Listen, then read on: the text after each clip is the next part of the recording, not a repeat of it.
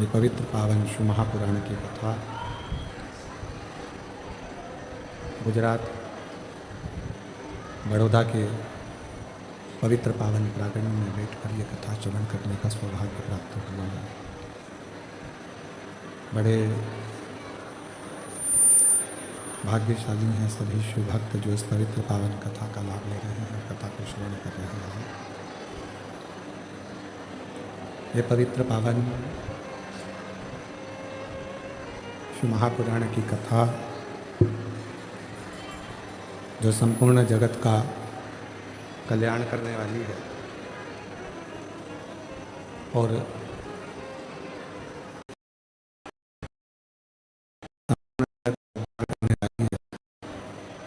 ऐसी पवित्र पावन शिव महापुराण की कथा को श्रवण करने का सौभाग्य आप और हमको प्राप्त हुआ है। कथा के मुख्य आयोजक अग्रवाल आकोटा गार्डन ग्रुप श्री महेश जी बंसल जी, मुख्य यजमान चंद्रपाल जी अग्रवाल बड़ौदा गुजरात से हैं, जो ये पवित्र पावन कथा के मुख्य यजमान का पद ग्रहण करे हैं। एक बार यजमान परिवार के लिए जोरदार ताली बजाकर उनके लिए साथ बार वंदन। उधर आओ, सुनो, यहाँ बैठ जाओ, यहाँ बैठ जाओ, इस स्टेज पे बैठो।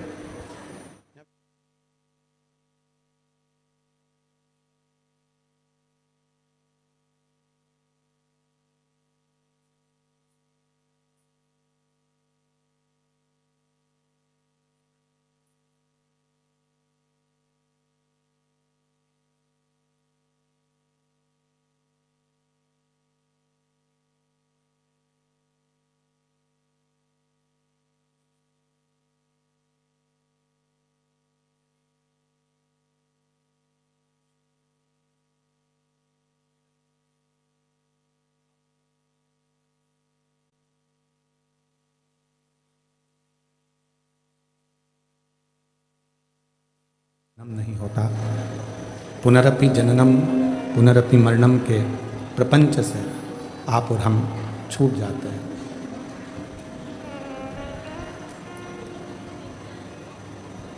और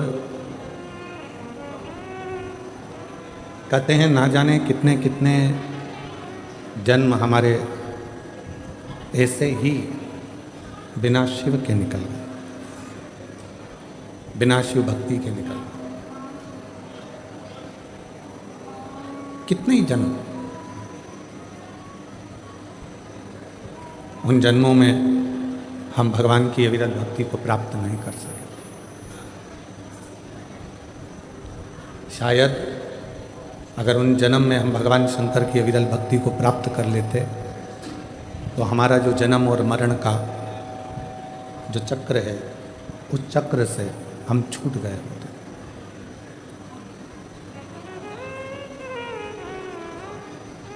जो निकल गया, जिसको हमने गवा दिया, उसका स्मरण हम बार बार ना करें। जो चले गया उसको क्या याद करें। बचपन गया और हम विचारों में पड़े हुए हैं कि हमारा बचपन निकल गया, हमारा बचपन निकल गया, हमारा बचपन निकल गया।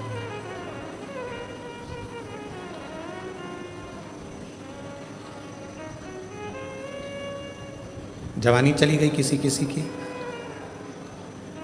हम उसी स्मरण में डूबे हुए हैं कि हमारी जवानी चली गई, युवान अवस्था हमारी चली गई।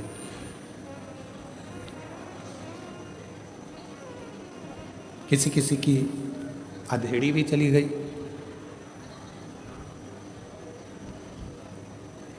अब बुढ़ापा आया है तो बुढ़ापे में विचार आ रहा है कि मेरा बचपन, जवानी, अधेड़ी सब चली गई। और अब जो ये अवस्था है बुढ़ापे की,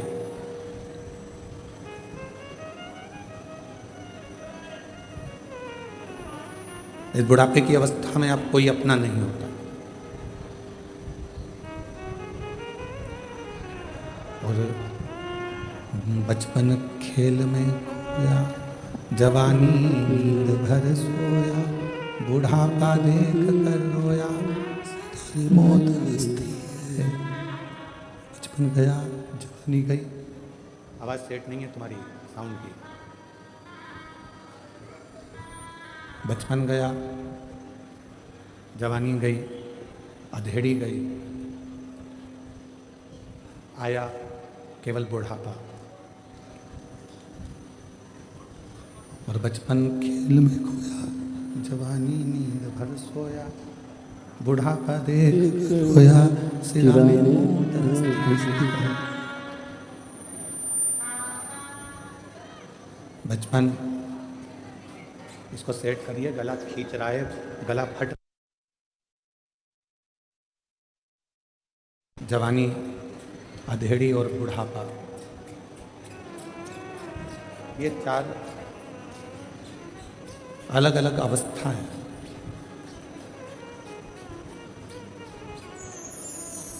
और इन अवस्थाओं में हम कितना भगवान का भजन करें हैं, हम कितना मंत्र जाप करें हैं, हम कितना स्मरण करें हैं, हम कितना कीर्तन करें हैं।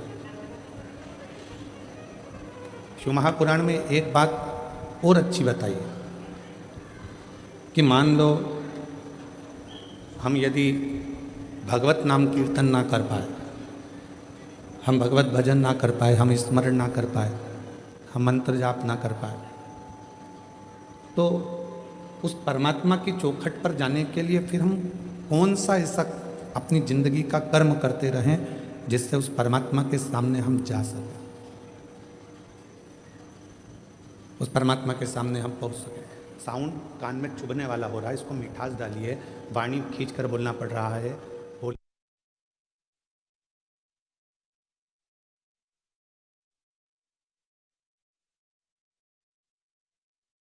कर्म कौन सा ऐसा कर दिया जाए जिस कर्म को कर कर हम उस परमात्मा के सम्मुख में पहुंच जाएं, हम परमात्मा के सामने पहुंच जाएं। और शिव महापुराण में वेद व्यास जी वर्णन करते हैं कि वो एक कर्म ऐसा है, सत्कर्म।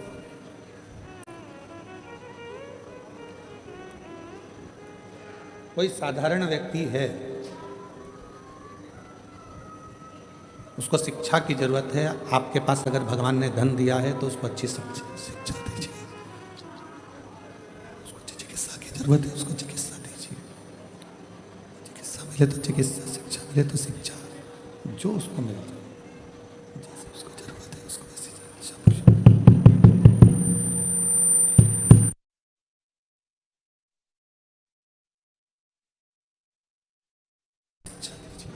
उसको चिकित्सा की जरूरत है, उसको चिकित्सा दीजिए।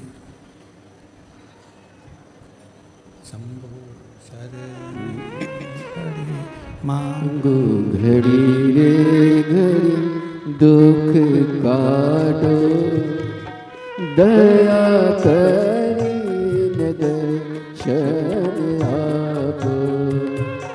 शंभु शरणी पर मांगो घड़ी रे घड़ी दुख काटो, दया करी दर्शन आपो। जहाँ शिक्षा की जरूरत है वहाँ शिक्षा दीजिए, जहाँ चिकित्सा की जरूरत है वहाँ चिकित्सा दीजिए। शिक्षा और चिकित्सा ये दो शब्द हैं। चिकित्सा भी दे सकते हैं, शिक्षा भी दे सकते हैं, ये दोनों दे सकते हैं।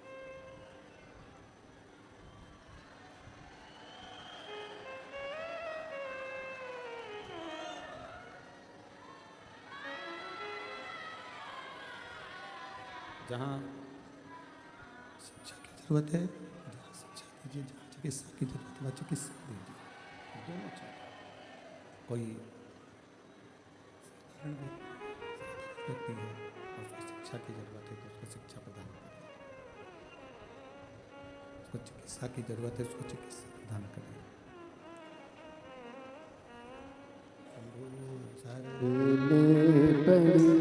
मांगो घड़ी रे घड़ी दुख काटो, दया करी दर्शन आपो। शंभु कुछ भी नहीं है, माइक की डोरी मोरी सब अच्छी है, तो मैं सेट नहीं कर पा रहा हूँ।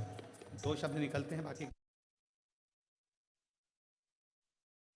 शंभु शरण पर मांगो घड़ी रे घड़ी दुख काटो दया करीन दर्शन आपो शंभु शरण पर। बाबा की कथा कर रहे हैं। कोई साधारण व्यक्ति है और उसको शिक्षा की जरूरत है तो उसको शिक्षा दीजिए।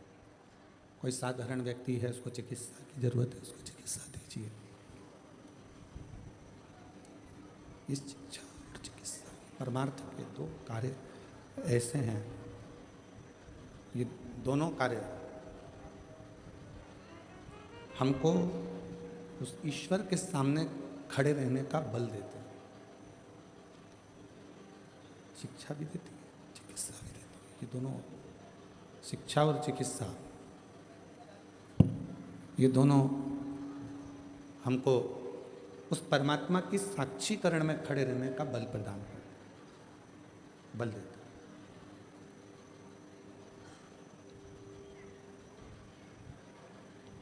परमार्थ,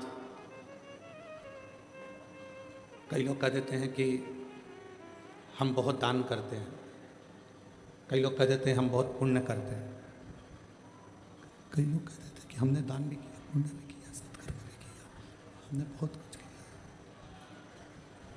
दान भी कर रहे हैं, कर्म भी कर रहे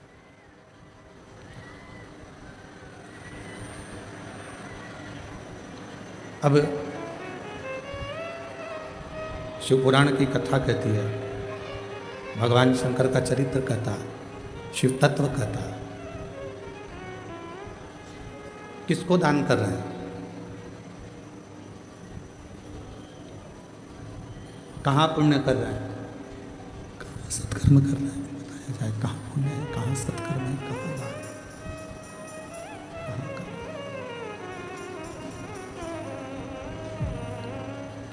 तो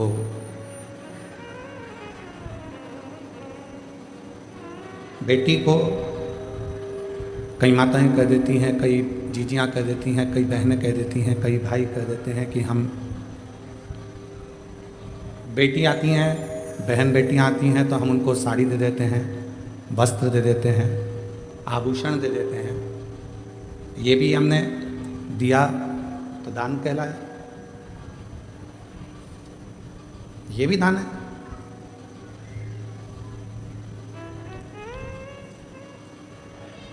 थोड़ा सावधानी से सुनिएगा कथा को।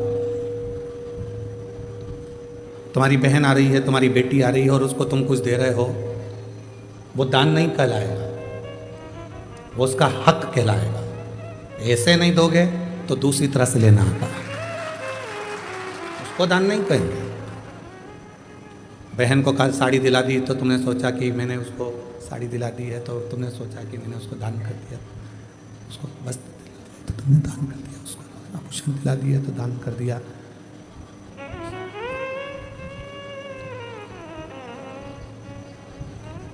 ये दान नहीं है, इसको दान नहीं कहेंगे, इसको उसका हक बनता है, वो हक उसको प्राप्त करता है, इसका हक है। बोले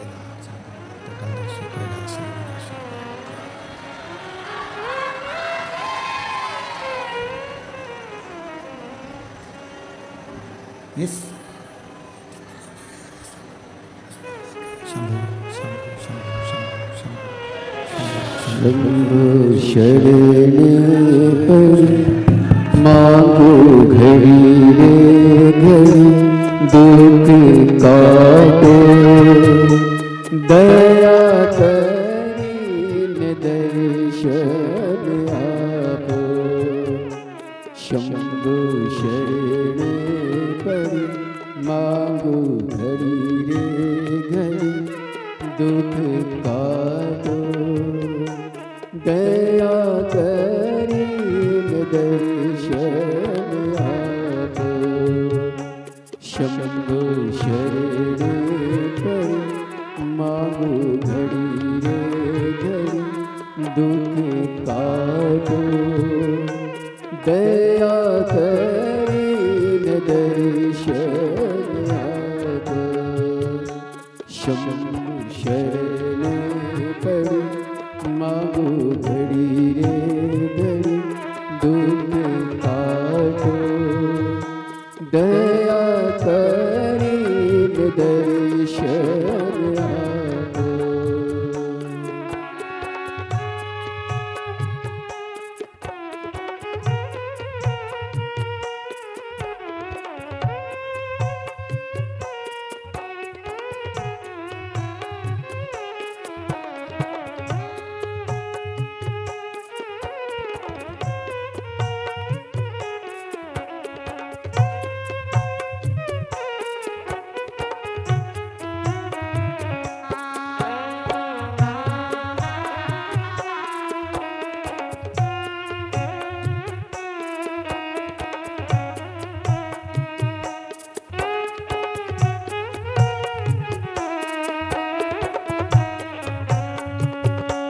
शंभु शरणे पड़ी मांगो घड़ी रे घड़ी दुख काटो दया करीन दर्शन आपो शंभु शरणे पड़ी मांगो घड़ी रे घड़ी दुख काटो दया करीन दर्शन आपो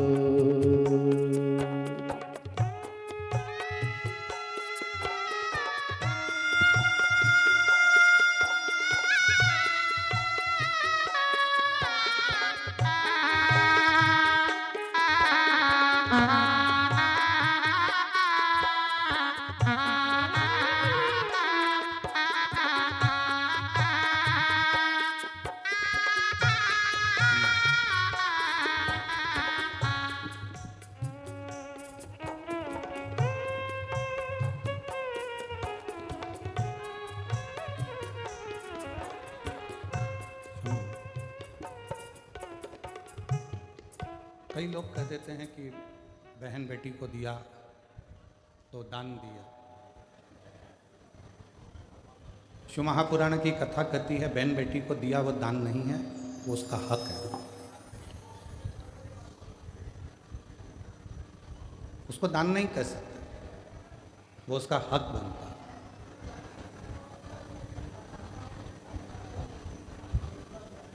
कोई कहता है कि हमने हमारे परिवार के व्यक्ति को दिया, दान दिया, वो दान नहीं कहलाता। दान की परिभाषा किसको कही गई कि परिवार के अंदर कोई दूसरा व्यक्ति है, मान लो कोई रिश्तेदार है और उसका बच्चा पढ़ना चाहता है, शिक्षा अध्ययन करना चाहता है, उसको चिकित्सा की जरूरत है, आपने उसके लिए कोई सहयोग करा, वो दान की गिनती में कहा, उसको दान कहा जाएगा कि वो दान। अब ऐसे तो लोग कह देते हैं कि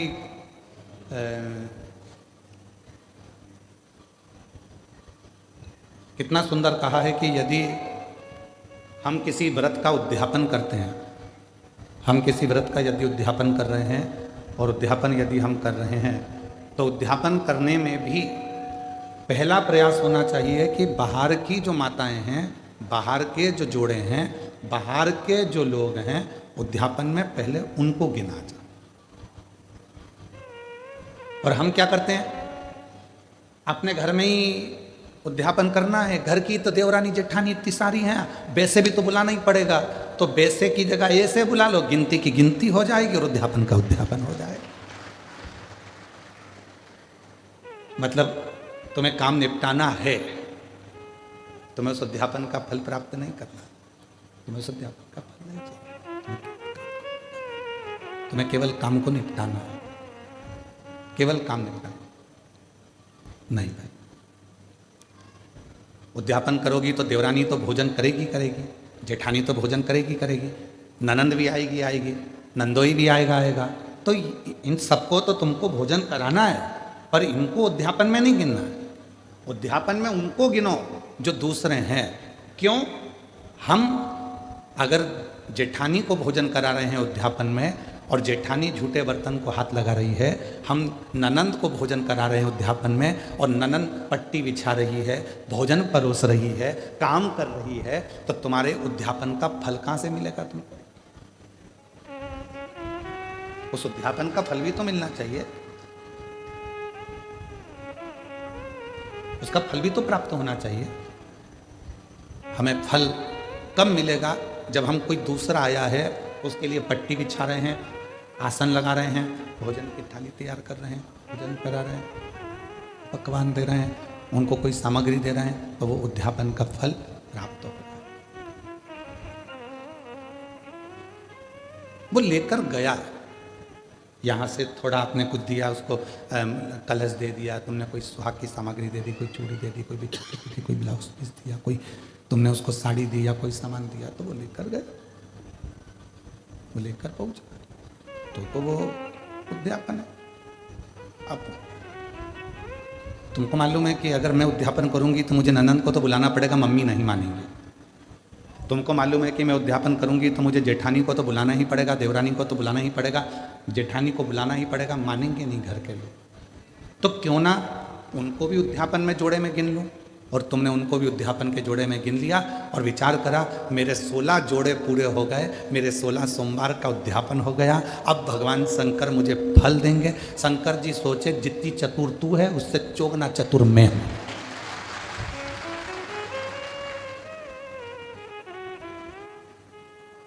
कर वापिस उद्यापन, फिर वापिस कर 16 सोमवार, वापिस 16 सोमवार कर, वापिस उद्यापन कर, वापिस व्रत कर, वापिस कर। पशुपति व्रत किस किसने करे? हाथ उठा दो। पशुपति व्रत जिस जिसने करे पशुपति व्रत को, पशुपति व्रत जिस जिसने भी करे हाथ उठाओ जरा। हाँ ठीक है, रखिए, प्रणाम। हम भी करें, ठीक है, हम भी हाथ उठाए, हमने भी करा। और हमारी धर्म पत्नी, ऐसा कोई महीना नहीं जाता होगा जिस महीने में एक बार पूरे 5 पशुपति व्रत नहीं कर लेती है। उसका नियम है, वो व्रत महीना 2 महीना में, 2 महीना 3 महीना में पशुपति व्रत करती रहती।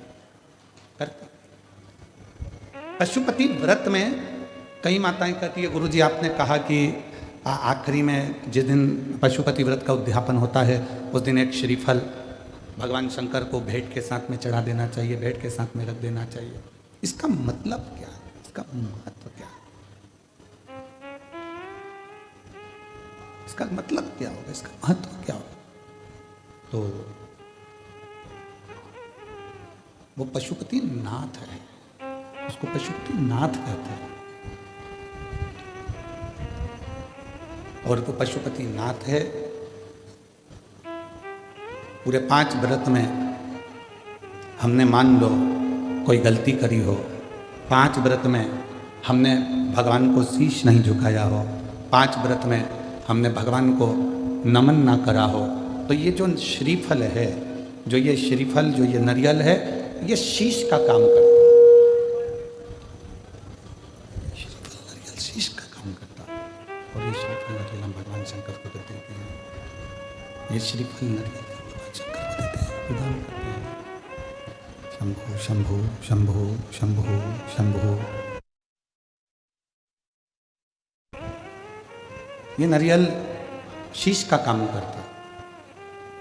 हे प्रभु, हो सकता है कि मैंने अपना शीश आपके चरणों में नहीं नवाया हो सकता है जैसे गलती हो गई, हो सकता है मैंने गलती करी हो, मैं आपके चरणों में शीश नवा सकी, इसलिए मैंने ये शीश रूपी नारियल, मैंने ये अपना मस्तक, शंभो शंभो, मैंने अपना ये मस्तक, अपना ये शीश आपके चरणों को नमन करने के लिए दिया। ये आपके चरणों में मैंने छोड़ दिया और अब सौंप दिया इस जीवन का सब भार तुम्हारे हाथों में। अब सौंप दिया इस जीवन का सब भार तुम्हारे हाथों में है।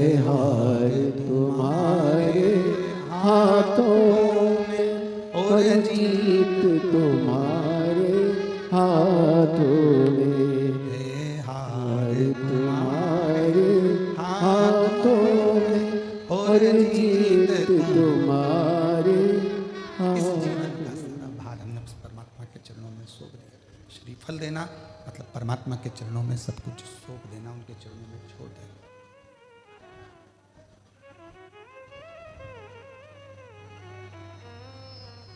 ये जितना कई लोग कहते हैं गुरुजी, गुरुदेव आप कहते हो कि पूर्व समय का हमारे कर्म का भोग हमको इस जन्म में आकर भोगना पड़ता है, हमारे पूर्व का कर्म का दंड हमको इस जन्म में भोगना पड़ता है। हाँ, भोगना तो पड़ता है।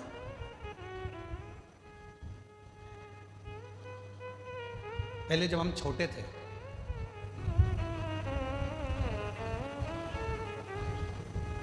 बहुत ज्यादा छोटे थे,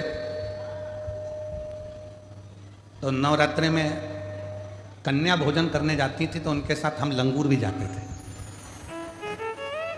और यहाँ पर कई जीजाउन बैठे होंगे, कई लड़के बैठे होंगे, वो भी बचपन में चले जाते होंगे। भले वो नहीं कह रहे तो क्या हुआ, पर हम तो कह रहे हैं ना, हमारी कथा तो हमको सुनाने में क्या दिक्कत।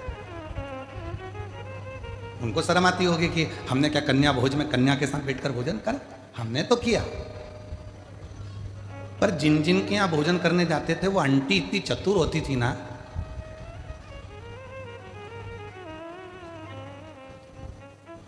पूड़ी बनाती है, हलवा बनाती, सब्जी बनाती। अब उस समय पर हमें भी 3-4 घर में भोजन करने जाना पड़ता, तो कई घर ऐसे थे कि जहां पर हम भोजन नहीं कर पाते तो वो क्या करती, बेटा जितना खाना उतना खाना, बाकी का बांध के ले जा। वो आंटी इतनी चतुर थी कि हमें जितना खाना होता था उतना खा लेते थे, और बाद में वो आंटी ऐसे पूरा पत्तल की ऐसी घड़ी बना के उसमें पूड़ी सब्जी सब रख के और हमको दे देती थी, और साथ में विदा में एक केला भी दे देती थी, और हम चले जाते।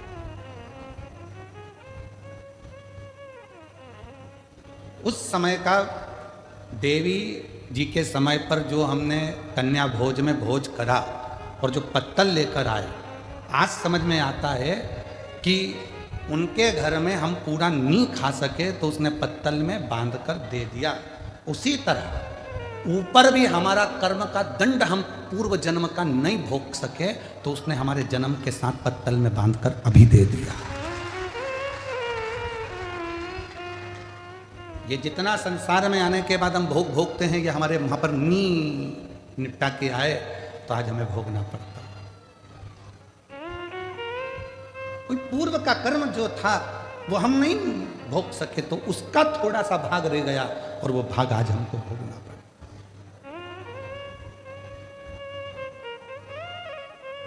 और कोई पिछले जन्म के अच्छे कर्म मुझे बाबा तेरा साथ मिला। हम पिछले जन्म के कर्मों का भोग भोगते भोगते भोगते भोगते इस जन्म का भी भोग रहे हैं।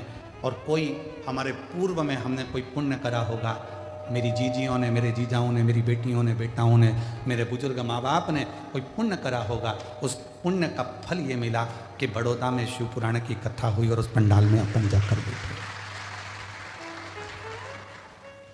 ये पूर्व का पुण्य, पूर्व का पुण्य। कोई अच्छा कर्म हमारी जिंदगी में हमने करा होगा तो वो हमारे सामने आकर प्रकट होगा।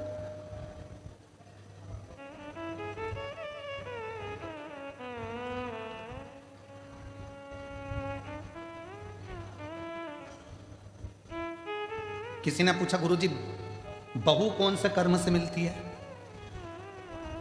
हमने कहा गाय को रोटी खिलाने से।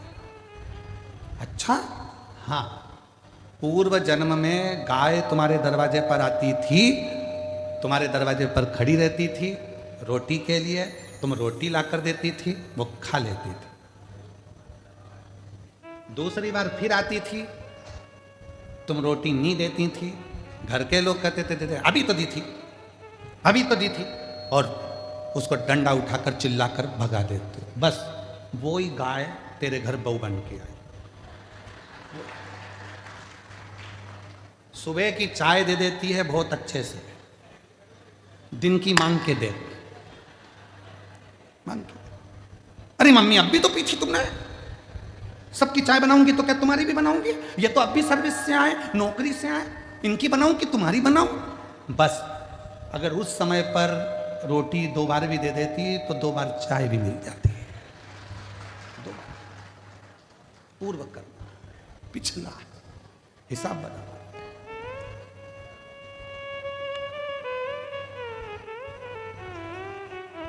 एक पुरानी कथा बा, बहुत पहले हम श्रवण कराए थे, आज फिर स्मरण में आ गई कि एक राजा के लड़के की शादी हुई और राजा के लड़के की शादी हुई और घर में बहू आ गई। शयन कक्ष में बहू पहुंच गई सोने के लिए। बेटा सो रहा था, पत्नी ने उस राजा के लड़के की तलवार जो निकाली म्यान में से। म्यान इतनी सुंदर है, इतनी सुंदर म्यान, और म्यान में से जैसे उसने सोचा कि म्यान इतनी सुंदर है तो तलवार कितनी सुंदर होगी, जो तलवार निकाली और तलवार की चमक के कारण वो हाथ से छूट गई और राजा का बेटा जिससे उसकी शादी हुई थी वो मर गया। तलवार छूटते ही उसी के ऊपर गिरी और उसका गला कट गया, वो मर गया। उस बहू ने विचार करा कि मुझे मृत्यु दंड मिलेगा, राजा का इकलौता लड़का है। उसने उस राजा के लड़के को खींचा, तुलसी के क्यारे के पीछे ले जाकर उसको पटका और कक्ष में चली गई। सवेरे सवेरे मंदिर में पंडित जी पूजन करने आए और वो चिल्ला चिल्ला कर आवाज लगाने लगी, हाय मेरे पति को मार दिया इस पंडित ने, ये पंडित ने मेरे पति को मार दिया। चिल्ला चिल्ला कर आवाज लगा। राजा के दूत आ गए, उस पंडित जी को पकड़ कर ले गए, अंतिम संस्कार किया बेटे का। अब दंड देने की बारी आई। राजा ने कहा कि अब इसको दंड सुनाना है, पर इस पंडित ने, इस ब्राह्मण ने मेरे घर के मंदिर की बहुत सेवा करी, इसने मेरे बेटे को क्यों मारा वो पता नहीं। पंडित जी हाथ जोड़कर बोले, महाराज मैंने आपके बेटे को नहीं मारा, मैं सत्य बोल रहा हूं, मेरी बात पर विश्वास तो करो। कोई नहीं सुना। आखिरी में राजा ने सोचा कि पंडित को मृत्यु दंड नहीं देंगे, जिस हाथ से पंडित ने मेरे बेटे को मारा है उसका हाथ काट दिया जाए। उसका हाथ काट दिया, एक हाथ का रह गया। अब पंडित जी ने मन में सोचा कि मैंने कौन सा पाप करा था ऐसा जो मेरा एक हाथ कट गया। गुरु के पास जाऊंगा, अपने गुरु जी से पूछूंगा कि मैंने पाप कौन सा करा। पंडित जी पहुंच गए अपने गुरु जी के पास में, और जो गए गुरु जी के पास में तो गुरु जी तो घर में नहीं थे, उनकी धर्म पत्नी थी। जैसे ही दरवाजा बजाया, गुरु जी गुरु जी गुरु जी, इतने में पत्नी दौड़ कर आई। कौन गुरु जी? ना जाने कहां से आ जाते हैं चिल्लाने के लिए। मेरे गुरुजी यहीं रहते थे। हाँ, कहीं पर पड़ा होगा तेरा गुरु, चल निकल यहां से। पत्नी चिल्ला कर दौड़ी। पंडित जी चले गए, फिर इंतजार करें मेरे गुरु आएंगे, और गुरुजी आए। दरवाजा बजाया, पत्नी कहीं गई थी, दरवाजा खोला गुरुजी ने। गुरुजी, हाँ बेटा तुम, ये तेरा हाथ कैसे कट गया? वही तो पूछने आया हूं गुरुजी कि मैंने कौन सा पाप करा था जो मेरा हाथ कट गया। मैंने तो राजा के लड़के को मारा भी नहीं और मुझे ये दंड मिल गया। पर गुरुजी मैं इस सब बात में पूछूंगा, पहले मेरा एक प्रश्न है उसका उत्तर दीजिए। गुरुजी ने पूछा, कौन सा प्रश्न? गुरुजी, मैं सुबह आया था, दरवाजा बजाया था, आपकी धर्म पत्नी ने मुझे खूब गाली सुनाई और आपको भी सुनाई। मेरा कर्म दंड बाद में बताना, पहले ये बताओ कि आपका पूर्व का कौन सा कर्म था जो ऐसी मिली है? ये मिली आपको, आप तो इतने विद्वान पंडित जी, इतने विद्वान गुरुजी, और आपकी पत्नी ऐसी मिली है। तब गुरुजी ने कहा, देख बेटा, ये मेरे पूर्व जन्म की बात है। पूर्व जन्म में ये गधी थी, मैं कौवा था। इस गधी की पीठ पर वजन ढोते ढोते ढोते ढोते घाव हो गया। घाव के कारण एक फोड़ा हो गया था। मैं कौवा उड़कर आता था, इसकी पीठ पर बैठकर इसके घाव को खरोदता था। घाव खरोदते खरोदते वो गधी इतनी परेशान हो गई कि मेरे कारणवश वो भागकर हरिद्वार चली गई। मैं उसको ढूंढता ढूंढता कौवे की योनि में हरिद्वार पहुंच गया, और फिर वो गधी मिल गई। मैंने फिर उसकी पीठ को खरोदा, वो दौड़कर गंगा जी में कूद गई। मैं भी गंगा में कूद गया, मर गए। मरे तो मैं इसका पति बना और ये मेरी पत्नी बनी। उस समय पर मैं अपनी चोंच से इसको खरोदता था, अब ये अपनी चोंच से मुझे खरोद, अभी अपनी चोंच से मुझे खरोद रही। गुरुजी ये तो मैंने सुना, पर मेरा हाथ क्यों कटा, मैंने कौन सा कर्म करा? तो कहा पूर्व समय में तुम एक संत थे, बैठे थे, तुमने नियम लिया था कि मैं सत्य बोलूंगा और सत्य के सिवा कुछ नहीं बोलूंगा। सत्य बोलने का नियम लेकर तुम बैठ गए और उसी समय पर एक कसाई के हाथ से गाय छूट कर भागी। तुम तप कर रहे थे, गाय तुम्हारे सामने से निकल गई। कसाई ने आकर तुमसे पूछा, तुमने मेरी गाय देखी है? तुम्हें सत्य बोलना था, तो तुम तप में लगे थे, तुम झूठ नहीं बोल सकते थे, इसलिए तुमने अपने हाथ का इशारा उस गाय की ओर कर दिया। कसाई गया, गाय पकड़ी, उसको मार दिया। जो कसाई था वो राजा का लड़का बना, जो गाय थी वो बहू बनी, और उस कसाई ने उस गाय को काटा था तो उस बहू के हाथ से तलवार छूटी और वो कसाई जो राजा का लड़का बना था उसको कटना पड़ा। और तूने हाथ का इशारा कर कर बताया था गाय का स्थान, इसलिए तेरा यह हाथ कटा है, इसलिए तेरा हाथ। कोई पूर्व का कर्म हमारा ऐसा होता है जिसको हमें भोगना होता। कई लोग कह देते हैं हम मंदिर जाते हैं इसके बाद भी हमें दुख पीछा नहीं छोड़ता, हम भगवान का भजन करते हैं फिर भी दुख पीछा नहीं छोड़ता। हमारा पूर्व का हम जो कर कर आए हैं वो तो, हम जो वहां पर भोजन नहीं कर पाए तो पत्तल बांध कर लाए हैं, वो तो खाना पड़ेगा। वो तो लाए हो ना बांध कर, तो उसको तो भोगना ही है। पर कुछ अच्छे कर्म कर कर, जब हम कुछ अच्छा कर्म करना प्रारंभ करते हैं तो हमारा कर्म श्रेष्ठ होते चले जाता। महाराज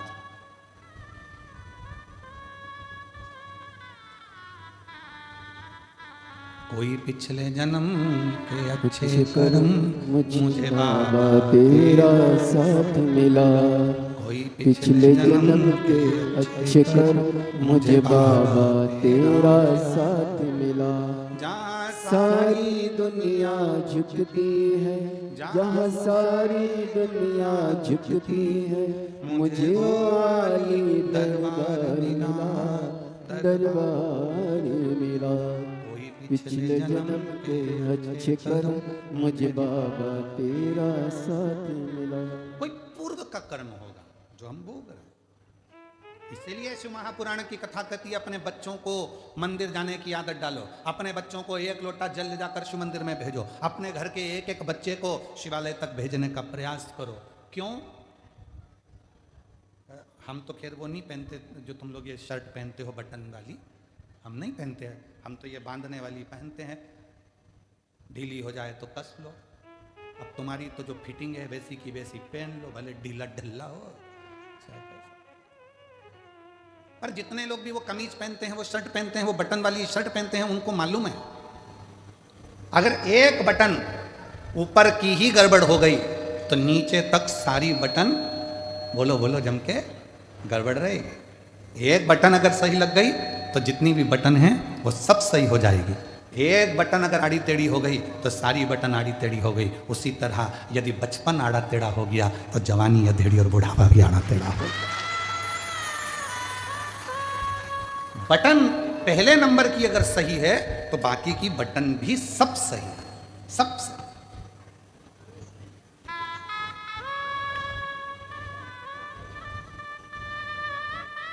दर्जी जब कपड़े सिलता है, आप लोगों की शर्ट बनाता है, तो दर्जी कितना चतुर होता है जरा विचार करिएगा कि वो दर्जी जेब लगाता है ना तो लेफ्ट में लगाता है। कहाँ लगाता है? लेफ्ट, उल्टी साइड, क्योंकि उसको मालूम है हार्ट इधर ही है, दिल इधर ही है। उसने जेब क्यों लगाई? किसी दर्जी से पूछना कि ये जेब क्यों लगाई तूने? तो कहा पैसा रखना है तो नीचे की जेब में रखना, मोबाइल रखना है तो नीचे की जेब में रखना, और अगर कभी जिंदगी में भगवान का प्रसाद मिल जाए, बेलपत्र मिल जाए तो दिल के पास रखना, हार्ट के पास, दिल के पास। इसलिए उसने जेब भी, एक दर्जी भी अगर जेब लगा रहा है शर्ट में तो उल्टी साइड पर लगा रहा है जहां हार्ट है, जहां दिल है, क्योंकि उसको मालूम है भगवान का प्रसाद जितना दिल के करीब में होता है उतना हार्ट आनंदमय रहता है।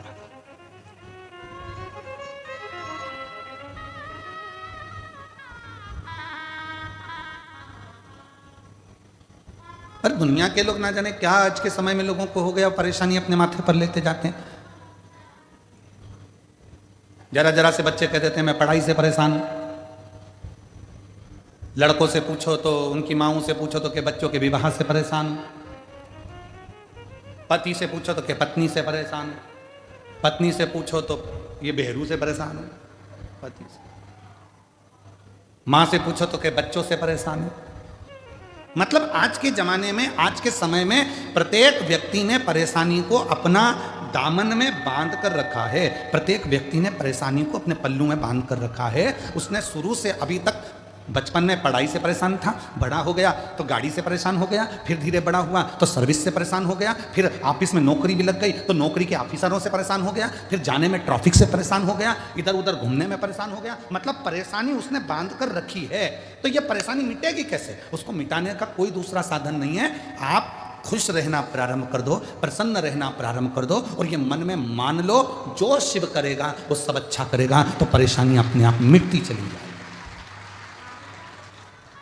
आपने बना के रखा है मैं इस बच्चे से इतनी परेशान हो गई गुरुजी, बिल्कुल नहीं सुनता, बिल्कुल नहीं सुनता, परेशान हो गई, अभी से बच्चों से परेशान हो गई।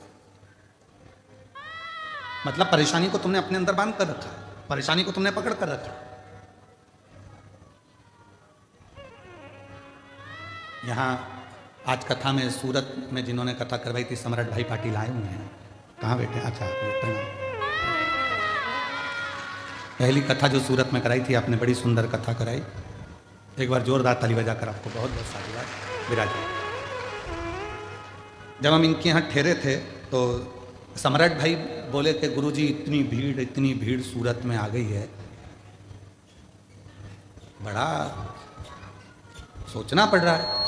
हमने कहा बिल्कुल मत सोचो और ना परेशान हो, ना तुमने बुलाया है ना तुम बुला सकते हो।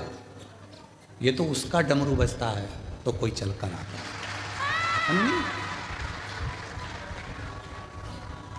जब सौंप दिया इस जीवन का सब भार तुम्हारे हाथ, संपूर्ण जीवन का भार तत्व जब हम परमात्मा को सौंप देते हैं तो फिर हमारा कुछ भी नहीं, कुछ। और मेरी जीजियों, फिर निवेदन है, तुम बेटी को अपनी बेटी मानते हो, तुम बेटे को अपना बेटा मानते हो, बिल्कुल मत मानो। शंकर जी के मंदिर में तुम्हारे बेटे की शादी नहीं हो रही, तुम्हारी बेटी की शादी नहीं हो रही, अशोक सुंदरी वाली जगह पर जाकर हाथ रखकर 7 बिंदी लाल चंदन की लगाकर हाथ रखकर कह दो कि ये मेरा बेटा, इसका नाम ये है, इसका ये गोत्र है, ये मेरी बेटी, इसका नाम ये है, इसका ये गोत्र है, ये तेरी औलाद है, मैं शादी नहीं करूंगी, तुझे करना है, तुझे संभालना है, फिर वो संभालेगा। उसका प्रमाण ये शिव महापुराण का एक पत्र आया है, उसका प्रमाण देखिए। पत्र में एक पत्र में लिखा,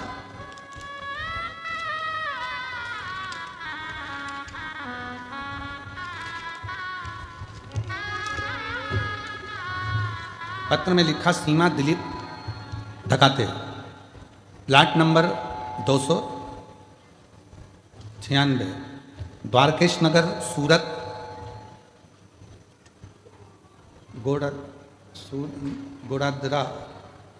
गोड़ादरा से हैं। कहीं बैठी हो तो हाथ हिला सकती हैं। बाबा का मैं क्या वर्णन करूं? मुझे पेट में 2 गठान थी। पहली सोनोग्राफी में 18/9/2025 को उसमें पता चला कि मुझे पेट में 30 mm की और 25 mm की गठान हो गई है। मेरे गर्भाशय में 2 गठान हो गई, एक 30 mm की हो गई, एक 25 mm की। उसके बाद डॉक्टर ने ऑपरेशन का कह दिया, पर मन नहीं करा कि ऑपरेशन कराऊं, क्योंकि डॉक्टर बोले थे ये गठान जांच के लिए जाएगी, उसमें क्या आएगा। बहुत रोई मैं गुरुदेव। तब किसी एक बहन जी के कहने पर मैं सीहोर चली गई और सीहोर में रुद्राक्ष लेकर आ गई। उसका जल शिवजी को चढ़ाकर ग्रहण करना प्रारंभ किया और बेलपत्र का भी सेवन किया। फिर हमने दूसरी सोनोग्राफी, जब पहली सोनोग्राफी कराई थी 18/9/2025 को, उसमें पता चला था 30 mm की 25 mm की गठान है, ऑपरेशन का कह दिया। दूसरी सोनोग्राफी कराई 11/11/2025 को, उसमें पता चला रुद्राक्ष का जो जल पिया था उसमें मालूम पड़ा जो 30 mm की गठान थी वो 25 की हो गई है और जो 25 mm की गठान थी वो 12 mm की हो गई है। 12 mm की। गुरुदेव, फिर मुझे मालूम पड़ा कि सूरत में कथा हो रही है और हम सूरत की कथा में पहुंच गए। कथा प्रारंभ होने वाली है। इसमें मंदिर में जाके बाबा से प्रार्थना किया और जो गठान है वह गल जाए, ऐसी प्रार्थना कर कर हम, मेरी सास सूरत के पंडाल में कथा सुनने के लिए आई और वहां से एक रात पंडाल में रही और बाबा से प्रार्थना की कि मेरी बहू की गठाने गल जाए। फिर बाबा की ऐसी कृपा हुई कि वहां की रज लाकर उदर पर लगाया। दूसरे ही दिन तारीख 11/1/2026 को हमने सोनोग्राफी कराई और सोनोग्राफी में डॉक्टर ने कहा दोनों गठाने गल चुकी है। बाबा की कृपा से मैं पूर्ण तरह से स्वस्थ हूं। यहां पर बाबा को नमन करने के लिए आए। एक लाइन अच्छी लिखी है, खाली न जाता कोई दर से तुम्हारे, खाली न जाता कोई दर से तुम्हारे, मैं भी खड़ी हूँ नंदी बाएं पसारे, अपने हृदय से लगा लो गिरा जा रहा हूँ, उठा लो प्रभु अपने हृदय से, अब तो न टालो गिरा जा रहा हूँ, उठा लो हम उस पर आश्रित हो गए, हमने उस पर भरोसा कर लिया, हमने उस पर विश्वास कर लिया। कोई पिछला जन्म, कोई कर्म हमारे सामने। दुनिया के लोग हमेशा रोते रहते हैं, भगवान ने हमें गरीब बनाकर पैदा करा, भगवान ने हमको गरीब बनाकर पैदा करा। बताओ, इसको इतनी सारी गाड़ी दे दी, उसको ये दे दिया, उसको बंगला दे दिया, उसके बच्चे डॉक्टर बन गए, उसके बच्चे इंजीनियर बन गए, उसका बंगला बन गया, और भगवान ने हमको गरीब बना। भगवान किसी को भी गरीब बनाकर पैदा नहीं करता। गरीब तुम खुद हो जो अपनी बुद्धि में ये बात लेके रखियो।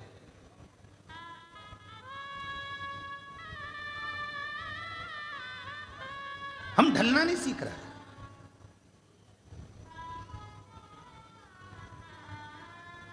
तुम्हारी बहू अगर थोड़ी सी भी तुम पे गुस्सा करती है, तुम्हारी बहू तुमसे नाराज रहती है, तो तुम किसको जाकर कहते हो? किसको जाकर कहते हो? उसके पिताजी को कहेंगे, उसके रिश्तेदार को कहेंगे, अपनी बेटी को फोन लगा के, तेरी भाभी रत्ती भर अच्छी नहीं है, अरे ऐसा काम करी, तेरे भैया की पत्नी ने ऐसा काम करा, और वो आकर खड़ी हो जाती है तो तुम एकदम चुप। सीखो। चलो एक बात हम तुमसे पूछते हैं, उत्तर देना जरा। तुम्हारे यहां की लाइट चली गई, नगर पालिका को फोन लगाओगे? जम के बोलो। PWD को फोन लगाओगे? जम के बोलो। जल मंत्री को फोन लगाओगे? जम के बोलो। नहीं। फोन कहां लगाओगे? विद्युत विभाग में। MPV को फोन लगाओगे? जो विद्युत विभाग है उस विभाग को फोन लगाओगे। बोलो सही है कि गलत है? PHE को फोन लगा कर क्या करोगे? नगर निगम को फोन लगा कर क्या करोगे? विधायक को फोन लगा कर क्या करोगे? पार्षद को फोन लगा कर क्या करोगे?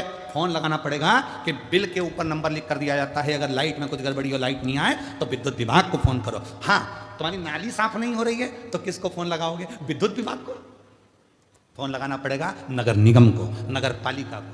तुम्हारे घर पानी नहीं आ रहा, फोन लगाना पड़ेगा PHE को, जल विभाग को। अब तुम लाइट गई, नगर पालिका को फोन लगा रहे हो, नाली खराब है, विद्युत विभाग को फोन लगा रहे हो, तो वो सुधरने वाली नहीं है। उसी तरह यदि गलती बहू की है तो सबको कहना बंद कर दो, एक कमरे में बैठकर बहू से बात करो। नगर पालिका की गलती है तो नगर पालिका से कहो, विद्युत विभाग की गलती है तो विद्युत विभाग से कहो, बेटे की गलती है तो बेटे को बुलाकर बात करो। पर जगह जगह जगह जगह फोन लगा रहे हो, साहब हमारी लाइट चली गई, साहब हमारी लाइट चली गई, साहब हमारी बहू ने ये कर दिया, साहब हमारी बहू ने वो कर दिया, तो दुनिया करेगी क्या? याद रखना, शादी में 1000 व्यक्ति को बुलाओ, वो 1000 खाकर जाएंगे, पर जब तुम्हारे घर में उत्पात मचेगा, बहू बेटे का झगड़ा होगा, वो 1000 में से एक को भी बुलाकर बैठा दो। जो तुम्हारे यहाँ 200 की 500 की थाली खाकर गए हैं, प्लेट निपटा कर गए हैं, गाजर का हलवा, छम्मक लड्डू, कुल्फी, गुड़िया का बाल सब खा के चले गए, अब घर में धमाल मच रहा है। मैं मेरे मामा जी को बुलाता हूँ, अभी बताता हूँ, उसके रिश्तेदार को बुलाता हूँ, अभी बताता हूँ। सब फोन लगाते रहना, कुछ नहीं होगा, कोई नहीं आएगा। आखिरी में तुम्हारा झगड़ा तुमको ही मिटाना पड़ेगा। इसलिए नगर पालिका की गलती है तो नगर पालिका से कहो, विद्युत विभाग की गलती है तो विद्युत विभाग से कहो। उसी तरह बेटे की गलती है, बेटे को कमरे में बुला, समझाओ। बहू की गलती है, बहू से कहो। अब बहू की बात पड़ोसन से करी, अड़ोसन से करी, धड़ोसन से करी, जो घर में मिलने आए, मौसी आए उससे, नानी आए उससे, सबसे कहती फिर रही है और सोचे कि नगर पालिका का काम विद्युत विभाग करेगा। बिल्कुल नहीं करेगा। समझ में तो आ रही है ना कथा? आ रही है ना? हाँ। गलती किसकी है हम उसको बताएं।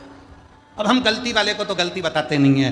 हम बहू की बुराई सब जगह करते हैं, पर बहू से बात नहीं करते कि बेटा मेरे को ये चीज़ अच्छी नहीं लग रही है। तो बहू भी समझाएगी, मम्मी कोई बात नहीं, अगर आपको ये चीज़ अच्छी नहीं लग रही है तो मैं सुधारने का प्रयास करूँगी। सुधारने का प्रयास, बेटा मुझे ये अच्छा नहीं लगा, मैं सुधारने का प्रयास करूँ। सुधरे। शिव कथा कर रही है, भगवान शंकर का चरित्र कर रहा है, शिव महापुराण की कथा कर रही है, देवादिदेव महादेव का चरित्र कर रहा है। ध्यान देना, जिस समय पर तारकासुर सामने आकर खड़ा हो गया था, तारकासुर, और जिस समय पर तारकासुर आकर खड़ा हुआ, तारकासुर ने सम्मुख में आकर मां जगतजननी जगदम्बा अंबा पार्वती जी को ललकारा। उनकी सुंदरता देखकर उनकी ओर मोहित होकर उनको पाने का प्रयास करने लगा। मां आद्यशक्ति जगतजननी जगदम्बा दुर्गा को, मां भवानी को पाने का प्रयास करने लगा। अब मां आद्यशक्ति जगतजननी जगदम्बा शिव जी का इंतजार करती, माँ जगतजननी जगदम्बा भगवान विष्णु से शिकायत करती, माँ जगतजननी जगदम्बा ब्रह्मा जी से शिकायत करती, कुछ नहीं करा। माँ जगतजननी जगदम्बा ने एक काम करा, स्वयं सिंह पर सवार हो गई और उस तारकासुर का संहार मेरी माँ जगतजननी जगदम्बा स्वयं सिंह पर सवार होकर उसको ललकारती हुई दूर लेकर चली। चल दूर, दूरों तक फेंक कर आ गया। फिर बाद में वही महिषासुर की कथा करती है, फिर बाद में वही तारकासुर का संहार षडानंद कार्तिकेय से करा देते। महिषासुर के साथ भी यही किससे कहे? हम कहें तो अपने बाबा से ही तो कहेंगे। और तेरा ही दिया मैंने खाया पिया है, तेरा शुक्रिया है, तेरा शुक्रिया है, मुझे भोले बाबा बहुत दे दिया है, तेरा शुक्रिया है, तेरा शुक्रिया। हम कहें तो किससे? एक पत्र है, अच्छा है, देखिए।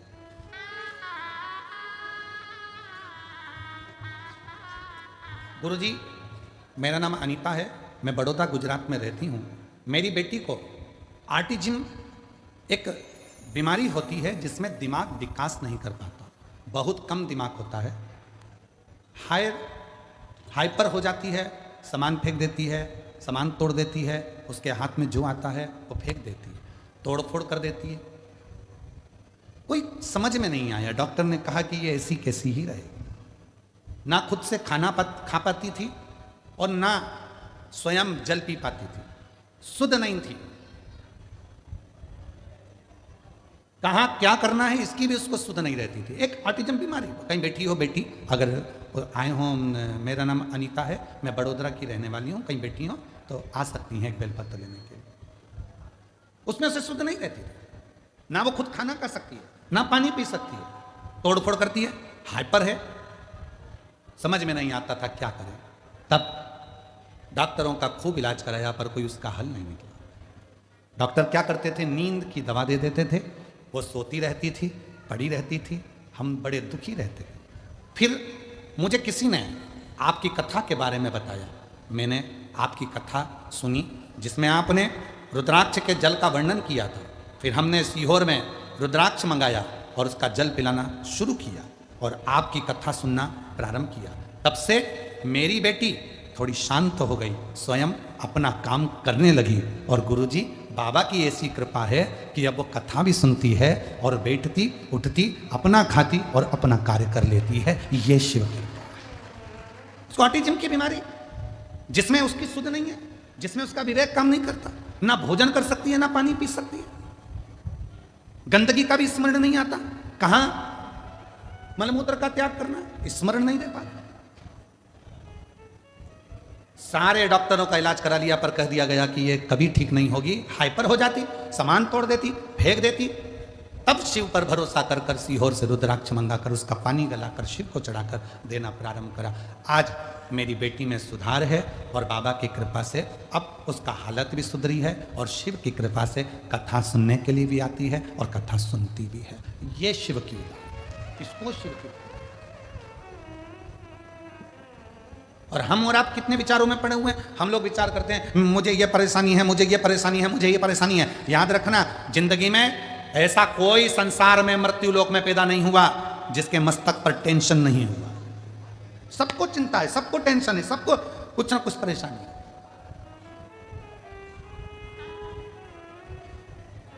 पर क्या करें, किसको करें? अपनी समस्या का हल अपने को करना है। हमने पहले भी एक बात कही थी, आज फिर कह रहे हैं। इधर एक माता जी बैठी हैं, उनको बहुत तेज छींक आ रही है। मैं इधर वाले भैया जी से कहूं कि छींक दो, तो उनकी छींक इधर वाला छींक सकता है क्या? बोलो, जम के बोलो जरा। चलो ठीक है। इधर एक दादाजी बैठे हैं, मैं उनको खांसी आ रही बहुत तेज, और मैं उनसे कहता हूं तुम मत खांसना, पड़ोसन खांसेगी। खांसने से काम चल जाएगा क्या? जम के बोलो नहीं। अपनी बटन अपने को खुद लगाना है, अपनी खांसी अपने को खुद खांसना है, अपनी छींक अपने को खुद छींकना है, अपने को पांव हाथ में खुजाल चली तो अपने को खुजालना है। अर्थात अपने पेट में दर्द हुआ तो दवाई भी अपने को खाना है। तो अपनी जिंदगी में अगर दुख आया है तो एक लोटा जल चढ़ाकर उस दुख को भी अपने को ही काटना है, कोई दूसरा नहीं काटेगा। संसार में कोई पैदा नहीं हुआ जो तुम्हारे दुख को काट दे। याद रखना, कहीं का महाराज तुमसे कह दे कि मेरे पास आकर बैठो मैं तुम्हारा दुख काट दूंगा, समझ लेना पक्का बेवकूफ बना रहा है, 1 लाख 2 लाख लेके चले जाएगा।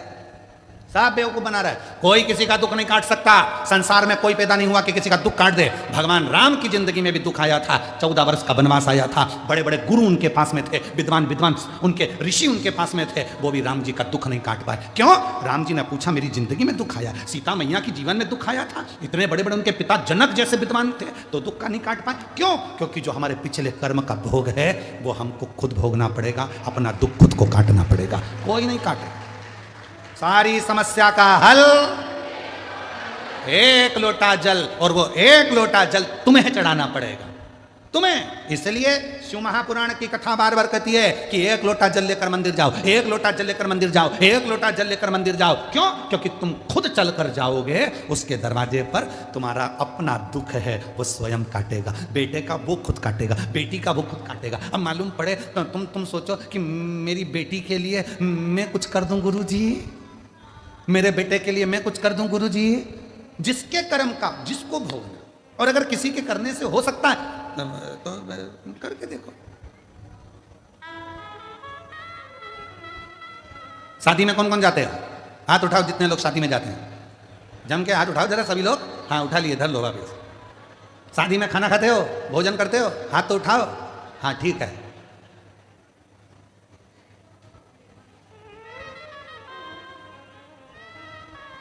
एक ही प्लेट में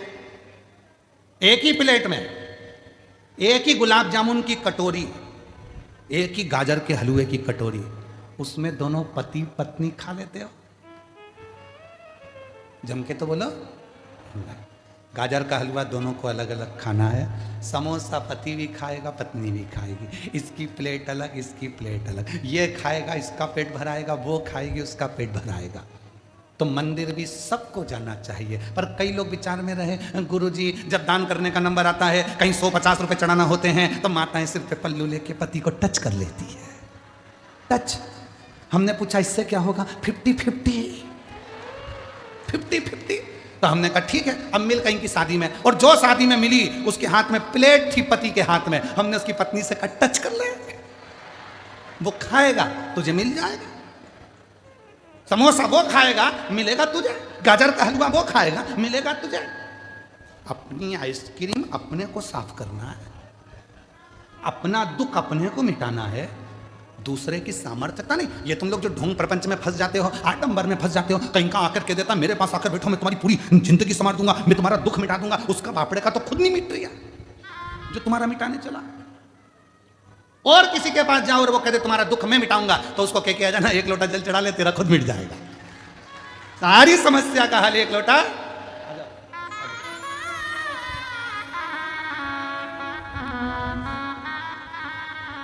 तेरा ही दिया मैंने खाया पिया है, तेरा शुक्रिया है। यही बेटी है और बहुत हाइपर रहती थी, बहुत ज़्यादा अपना भोजन भी ना कर पाती थी, पानी भी ना पी पाती थी। पर सीहोर के लाए हुए रुद्राक्ष का पानी शिव को चढ़ाकर बेटी को देना प्रारंभ करा और आज बाबा की कृपा से इतनी समझदार हो गई कि चलकर कथा की व्यासपीठ तक आई है। जोरदार ताली बजाओ।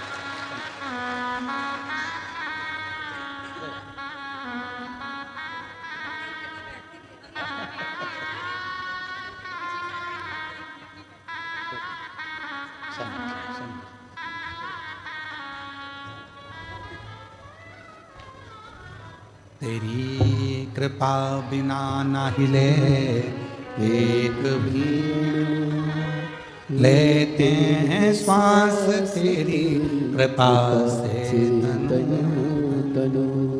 बखान क्या करूं मैं राखों के ढेर का, चपटी भभूत में खजाना कुबेर का। गंगाधाम मुक्तिदार ओंकार तू, भोले ओंकार तू। आयो शरण तिहारी शंभु तार तार तू। अपने कर्म को अपन को मैं कोई नहीं काट सकता, किसी के बस का नहीं। कटेगा तुम्हारा पाप, कटेगा तुम्हारा अगर कोई कर्म, तो वो शिव को एक लोटा जल चढ़ाने से कटेगा, बाकी का कोई नहीं काट सकता।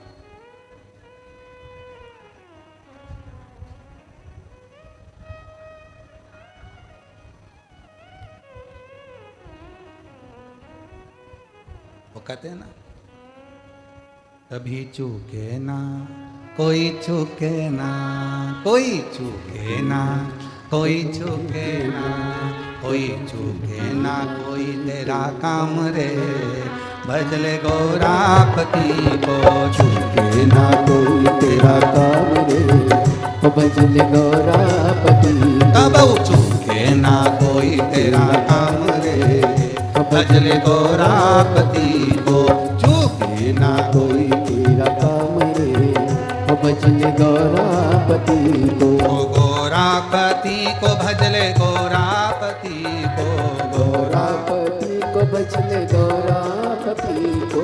गौरापति को भजले गौरापति को, गौरापति को भजले गौरापति को। कबऊ चूके ना, कबऊ चूके ना, कबऊ चूके ना, कबऊ चूके ना, कबऊ चूके ना कोई तेरा काम रे, भजले गौरापति को।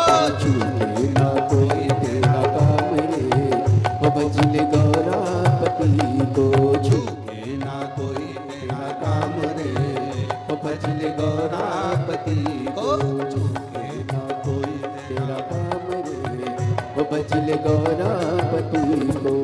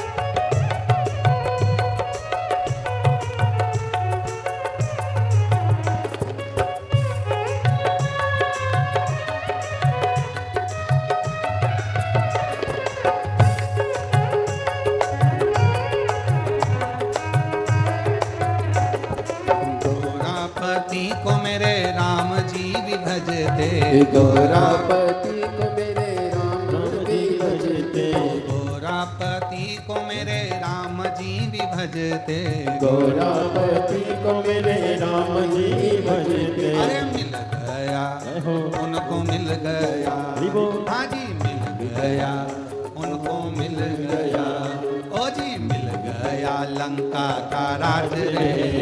भजले गौरापति को मिल गया लंका का राज रे, ओ भजले गौरापति को मिल गया लंका का राज रे, भजले गौरापति को मिल गया लंका का राज रे, ओ भजले गौरापति को।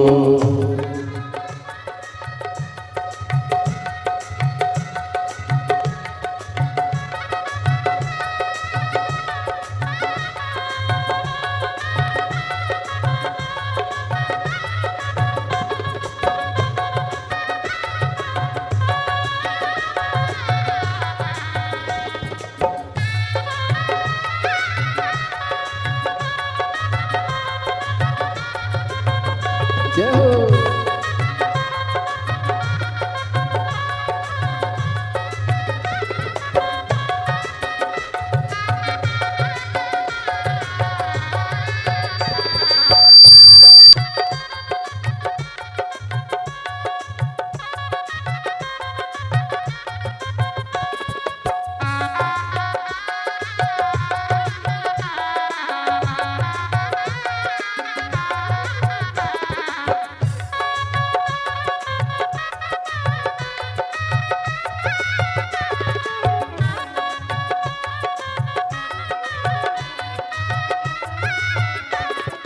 गौरापति को मेरे कान्हा भी भजते, गौरापति को मेरे कान्हा भी भजते, गौरापति को मेरे कान्हा भी भजते, गौरापति को मेरे कान्हा भी भजते, ओ कान्हा भी भजते, कान्हा भी भजते, ओ कान्हा भी भजते, कान्हा भी भजते, गौरापति को मेरे कान्हा भी भजते, गौरापति को मेरे कान्हा भी भजते। मिल गया ओ मिल गया, मिल गया ओ मिल गया, अरे मिल गया द्वारिका धाम रे, ओ भजले गौरापति को मिल गया द्वारिका धाम रे, ओ भजले गौरापति को मिल गया द्वारिका धाम रे, ओ भजले गौरापति को।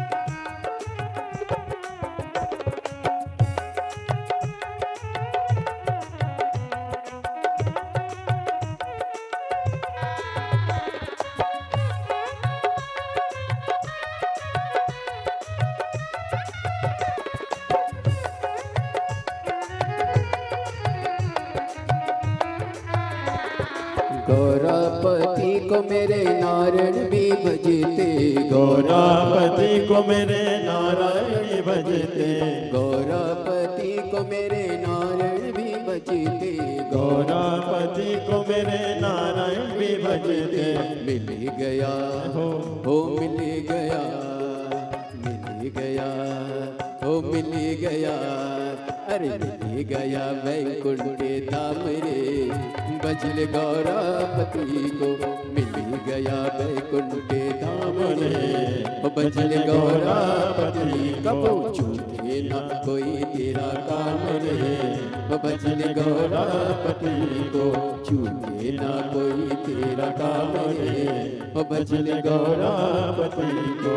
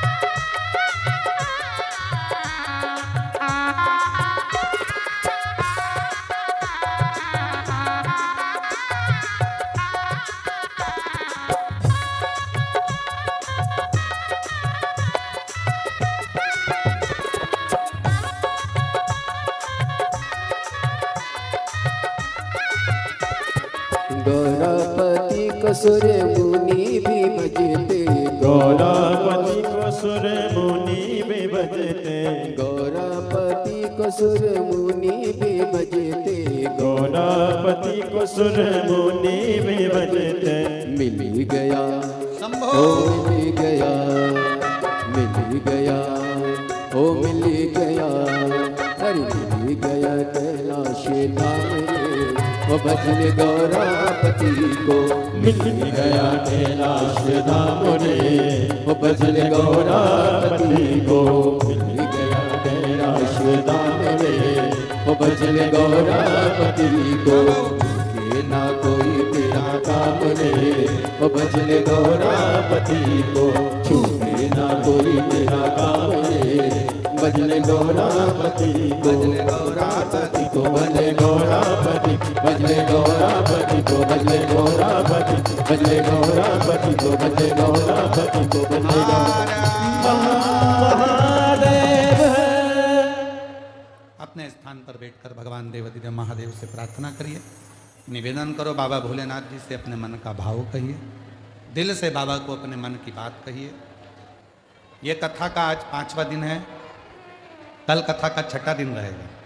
6ठा दिन मतलब जम के बोलो, बाबा की कथा की शिवरात्रि। कल कथा का समय यही 2 बजे से 5 बजे तक ही रहेगा। आस्था चैनल पर भी यही 2 से 5 रहेगा। पर परसों के दिन जो कथा विराम होगी, उस दिन कथा का समय सुबह 8 बजे से 11 बजे तक रहेगा, और टीवी पर कथा का समय वही 2 बजे से 5 बजे तक रहेगा। 2 दिन की कथा, कल कथा की शिवरात्रि रहेगी। दिल से शिव भक्त बाबा से अपने मन की बात कहेंगे, हृदय से प्रार्थना करेंगे, और परसों के दिन सुबह 8 बजे से 11 बजे तक कथा होकर विश्राम हो जाए।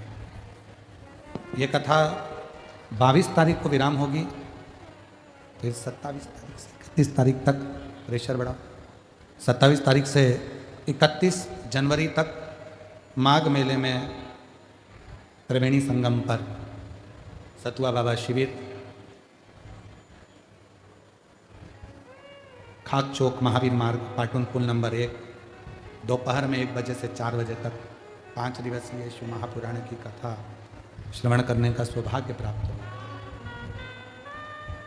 उसके बाद में कथा 11, 12, 13 फरवरी को डबरा मध्य प्रदेश में रहेगी 3 दिन की, और 14 से 20 फरवरी सीहोर में आपके मायके में बाबा के यहाँ रुद्राक्ष महोत्सव है, जिसका लाभ आपको देंगे।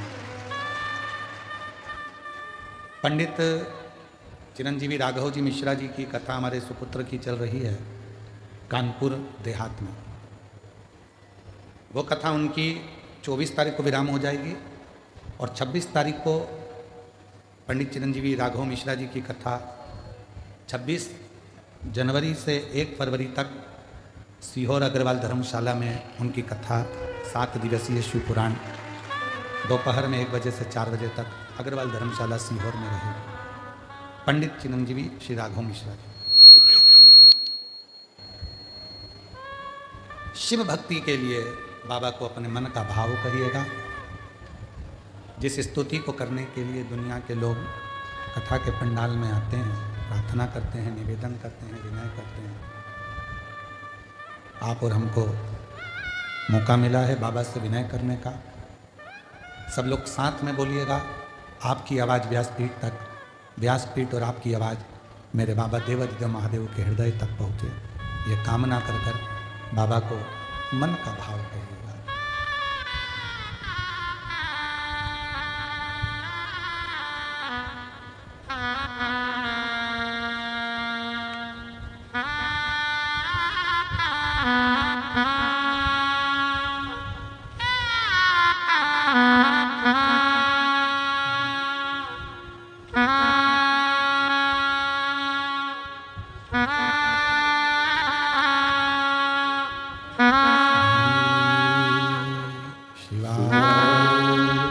नमस्तु श्री शिवाय, नमस्तु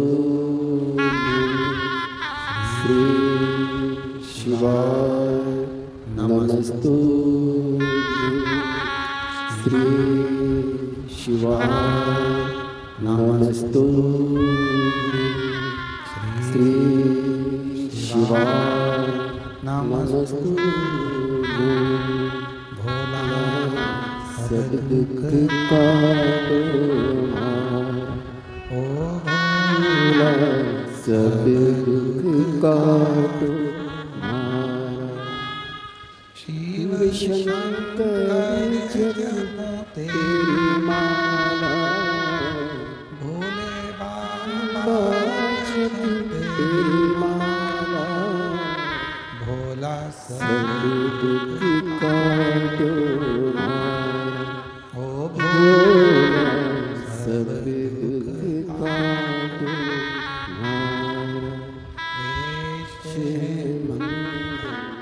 मंगलकारी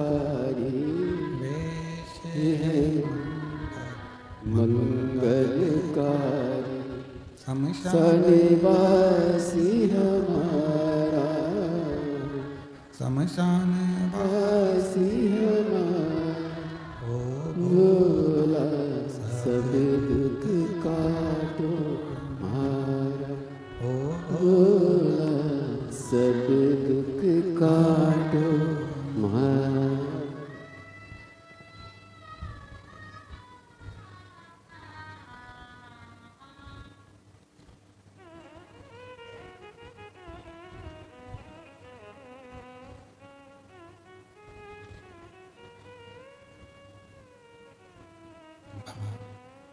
देवादिदेव महादेव भगवान शिव उगरदानी उत्तरकालदर्शी कैलाशी अविनाशी भगवान शंकर की पवित्र कथा कर रही है। शिव महापुराण की कथा वर्णन कर रही है। शिव तत्व कह रहा।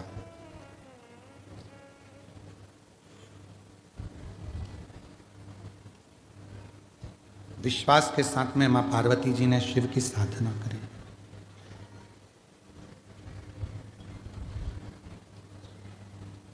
शिव साधना का सबसे पहले जो फल मिलता है वो नेत्रों को मिलता है। शिव साधना का सबसे पहले अगर कोई फल मिलेगा तो वो नेत्रों को मिलेगा। परसों की कथा में एक बात कही थी कि कोई अच्छा कार्य जब होने वाला होता है तो तुम्हारे नेत्रों में स्वप्न में शिवजी खुद शिवलिंग के रूप में दर्शन देते हैं या कथा के रूप में दर्शन देकर तुम्हारे कार्य को सफल करना प्रारंभ करते हैं। शिव साधना का, शिव आराधना का, शिव भक्ति का, शिव भजन का, शिव स्मरण का, एक लोटे जल का फल सबसे पहले नेत्रों को प्राप्त होगा। नेत्र। इसीलिए शिव महापुराण की कथा कहती है जो शिव के सच्चे भक्त होते हैं, भगवान शंकर के जो उपासक होते हैं, शिव की साधना करने वाले, शंकर की आराधना करने वाले, शिव का स्मरण करने वाले, शिव नाम जपने वाले, भगवान शंकर की भक्ति करने वाले, जरूरी नहीं कि ये हमारे ऊपर हाथ रखेंगे तो ही हमारा कल्याण होगा। जो शिव को मानने वाला होता है, शिव का जो साधक होता है, शंकर की भक्ति करने वाला जो होता है, शिव के रस तत्व में जो डूबने वाला होता है, केवल वो एक बार अपने नेत्रों से हमको देख भी ले तो भी जगत का कल्याण निश्चित हो जाता है। जीव का कल्याण निश्चित हो, तो जीव का कल्याण निश्चित हो।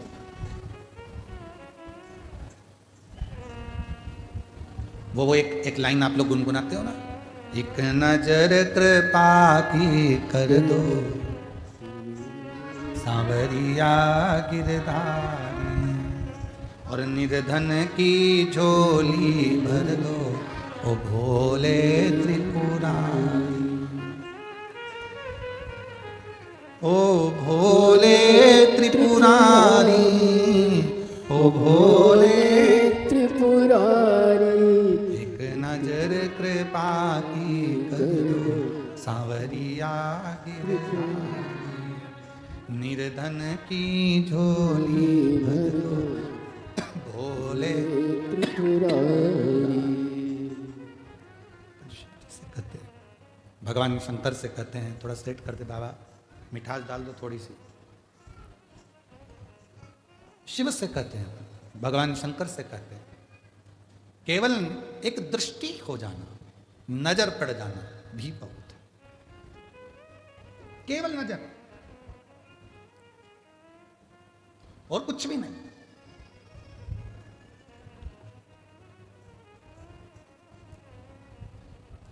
आपको मालूम है भगवान नारायण ने एक अवतार मत्स्य अवतार लिया। जम के तो बोला लिया कि नहीं लिया? मत्स्य अवतार भगवान शिव जी ने, भगवान नारायण ने लिया।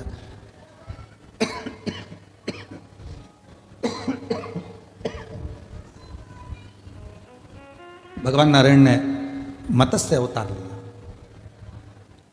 और कभी आपने विचार करा कि मत्स्य अवतार भगवान नारायण ने क्यों धारण किया? कभी आपने स्मरण किया कि मत्स्य अवतार भगवान नारायण क्यों धारण करें? इसलिए धारण करा क्योंकि मछली में एक गुण होता है। मछली अपने अंडों को देती है, और वो अंडे पकते कैसे हैं? तो कहा मछली तैरते तैरते अपनी दृष्टि उस अंडे पर देती रहती है, देती रहती है, देती रहती है, और वो अंडे आखिरी में जन्म ले लेते हैं और वो मछली के रूप में घूमने लगते। अपने बच्चों को मछली गर्भ में नहीं रखती, अपने अंडे देकर मछली उस अंडे पर अपनी दृष्टि देती है। मछली अपनी दृष्टि प्रदान करती है, मछली अपनी दृष्टि देती है।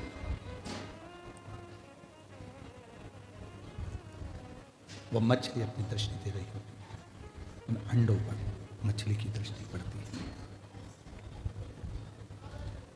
भगवान नारायण ने जो मत्स्य रूप धारण करा, मत्स्य अवतार भगवान नारायण का जो हुआ, भगवान नारायण उस मत्स्य रूप में दर्शाना चाहते हैं कि संसार के लोग भले मुझे मंदिर में आकर पूजें ना पूजें, पर यदि संसार में रहने वाला जलचर हो, जीव हो, थलचर हो, वायुचर हो, कोई भी जीव हो, जहां बैठकर मुझे पुकारता है, भगवान कहते हैं मैं उसको अपनी दृष्टि से देखकर तुरंत उसको आनंदित कर देता हूं, उसको सुख प्रदान कर देते, उसको आनंद। केवल दृष्टि देते हैं, केवल दृष्टि,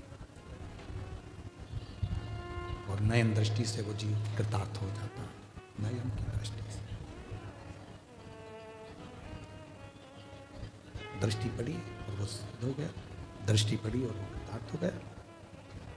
दृष्टि पड़ते से उसको सुख का महसूस होने लगा। केवल दृष्टि। तो शिव महापुराण की कथा में वर्णन आता है कि भगवान शंकर शिव साधना का जो सर्वप्रथम फल है वो नेत्रों को प्राप्त हो।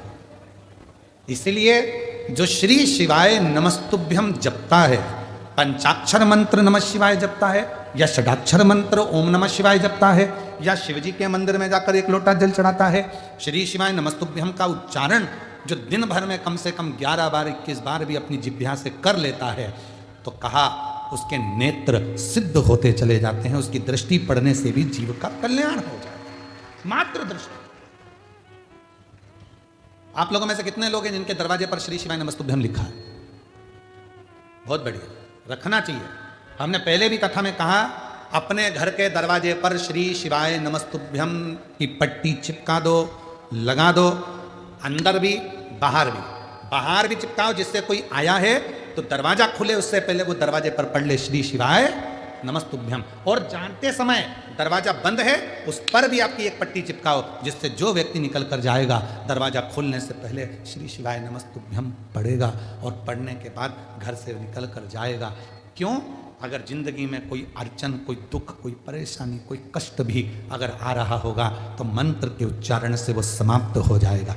श्री शिवाय नमस्तुभ्यम का मतलब है शिव जी को मैं नमस्कार करता हूँ, प्रणाम करता हूँ और शीश झुकाता हूँ, नमन करता हूँ। नमः शिवाय का मतलब भी यही है, मैं शिव को नमन करता हूँ, प्रणाम करता हूँ। भगवान ओम नमः शिवाय का मतलब भी यही है कि ब्रह्मांड के रचयिता भगवान शिव को मैं नमस्कार करता हूँ, प्रणाम करता हूँ। श्री शिवाय नमस्तुभ्यम का मतलब भी यही है, मैं शिव को नमस्कार करता हूँ, प्रणाम करता हूँ, नमन करता हूँ, प्रणाम करता हूँ, नमन करता हूँ, नमस्कार।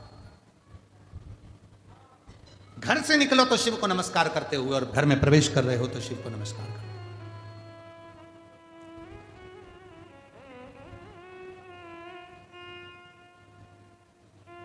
और हम तो निवेदन करेंगे आप लोगों से, आपके यहाँ कोई विशेष फंक्शन हुआ करे तो उनको भी दिया करो श्री शिवाय नमस्तुभ्यम। लगाओ, अपने दरवाजे पर जरूर लगाओ, अपने घर में जरूर लगाओ, जिससे सबका कल्याण, सर्वे भवन्तु सुखी। लगाइए।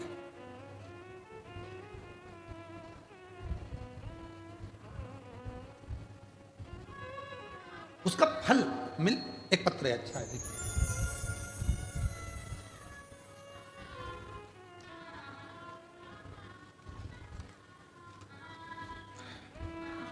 मैं बबीता शर्मा बड़ौदा की रहने वाली हूँ।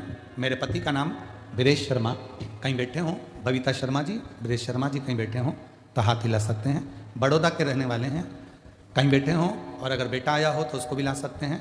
और एक पहला फोटो देखिए, जब बेटा कोमा में पहुंच गया उस समय का। स्कूल गया था बेटा, और स्कूल से जब आया तो घर पर आया कर सोया, और सोने के बाद फिर उठ नहीं पाया, तो उसको उसी अवस्था में हॉस्पिटल लेकर गए, और बड़ौदा के हॉस्पिटल में जब दिखाया तब तक वो कोमा में चला गया था।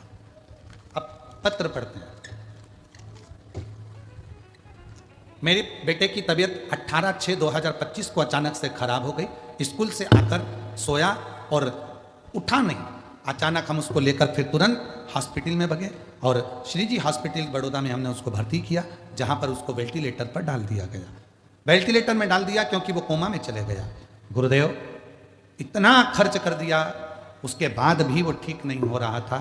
2.5 लाख का एक एक इंजेक्शन उसको लगाया जा रहा था, फिर भी वो उठ नहीं पाया।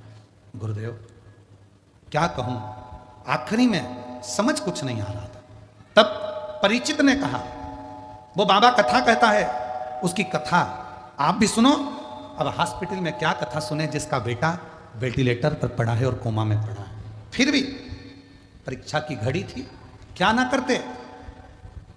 हॉस्पिटल में ही कथा सुनकर एक बेलपत्र लाकर बेटे के पलंग पर सिस्टर से कहकर रखा। वहीं हॉस्पिटल के पास में, जहां श्री जी हॉस्पिटल है उसी के पास में पिपलेश्वर महादेव का मंदिर है, वहीं से बेलपत्र उठा लाई, रख दिया। 9 दिन हो गए, बेटे में कोई हलचल नहीं थी। 10 दिन हो गए, कोई हलचल नहीं थी। तब घर के लोगों ने विचार करा, अपन इनको दूसरे हॉस्पिटल लेकर चलते हैं। दूसरे हॉस्पिटल की तैयारी हुई, उसको एम्बुलेंस में डालकर लेकर जा रहे थे। शिव जी का चढ़ा हुआ जल अब हाथ में था तो वो पूरे शरीर में लगा दिया। तभी एम्बुलेंस के ठीक सामने से एक बड़ा सा सांप निकल कर चला गया। जैसे ही सांप निकल कर गया, मन में उम्मीद आ गई कि हो सकता है कि अब मेरा बेटा बच जाए, ऐसा विश्वास है। गुरुदेव कोमा में जा चुका था, 10 दिन निकल चुके थे, 20 दिन दूसरे हॉस्पिटल में भी निकल चुके थे। 2.5 लाख के रोज इंजेक्शन लग रहे थे, पर आराम नहीं लग रहा था। समझ नहीं आया क्या करें। तब उसी हॉस्पिटल की एक बहन ने कहा, वो सियोर वाला बाबा कहता है, अगर उसका रुद्राक्ष मिल जाए तो उसका जल हम इसको नली के माध्यम से दे सकते हैं। जल ला, रुद्राक्ष लाए किसी से मांगकर, वो जल देना प्रारंभ करा, और उसके शरीर में 3 दिन के बाद हलचल आना प्रारंभ हुई। हलचल आई, डॉक्टर ने कह दिया था कि ये पहचानेगा नहीं, इसकी पहचान जो थी वो चली गई थी, और ये किसी को पहचानता नहीं था। फिर भी शिव पर भरोसा था, जब अच्छा करा है पहचान भी कराएगा। आज बाबा की कृपा से मेरा लड़का कोमा से भी बाहर आ गया, अब लोगों को पहचानने भी लगा और अपना काम खुद करने लगा। मैं बाबा को प्रणाम करती हूँ, जिसका दूसरा फोटो मैं लगा रही हूँ जब मेरा बेटा पूरी तरह से ठीक हो गया। जिस रुद्राक्ष का जल उसको पिलाती थी, वही रुद्राक्ष उसके गले में डाला गया है, वही रुद्राक्ष उसके गले में। कहीं बैठी हो तो आ सकती हैं एक बेलपत्र लेने के लिए। एक पत्र और बड़ा सुंदर,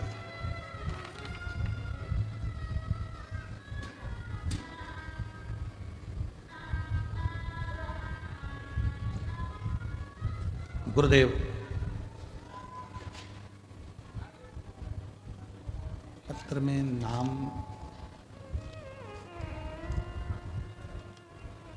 ये पत्र में नाम थोड़ा सा, पूर्वा कंसारा बांसवाड़ा से आई हैं। मोबाइल नंबर उनका ये है। कहीं बैठी हो हाथ हिला सकती हैं। मेरा बेटे का जन्म हुआ 9/7/2024 को। गुरुजी, जन्म के दौरान बेटे को 3rd लेवल का ब्रेन हेमरेज हो गया। बेटे का जन्म होते से ही 9/7/2024 को जन्म हुआ। जन्म होते से ही उसी के दौरान बेटे को 3rd लेवल का ब्रेन हेमरेज हो गया।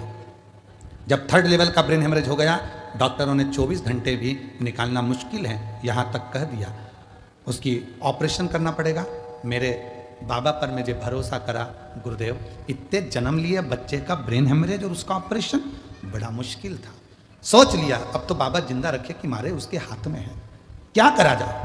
शिवजी का चढ़ा हुआ जल उसके सिर पर लगाना प्रारंभ करा। एक बेलपत्र सिर के नीचे रखने पर 3 दिन तक वेंटिलेटर पर होने के बावजूद उसकी तबीयत में सुधार होने लगा। जहां डॉक्टर ने सभी तरह से मना कर दिया था, आज गुरुजी 19 महीने का हो गया, उसका ब्रेन हेमरेज भी ठीक हो गया और वो समझने लगा, जानने लगा। और ऑपरेशन की, यहाँ लिखा है, आप इस लाइन को पढ़िएगा, ऑपरेशन की जरूरत भी नहीं पड़ी, ऑपरेशन की जरूरत भी नहीं पड़ी, शिव की कृपा से वो ठीक। कहीं बैठे हो तो आ सकते हैं। पत्र बड़े सुंदर है महाराज, सारे पत्रों को तो हम पढ़ेंगे तो बहुत समय लगेगा, फिर भी थोड़े से पत्रों को हम बोल देते हैं।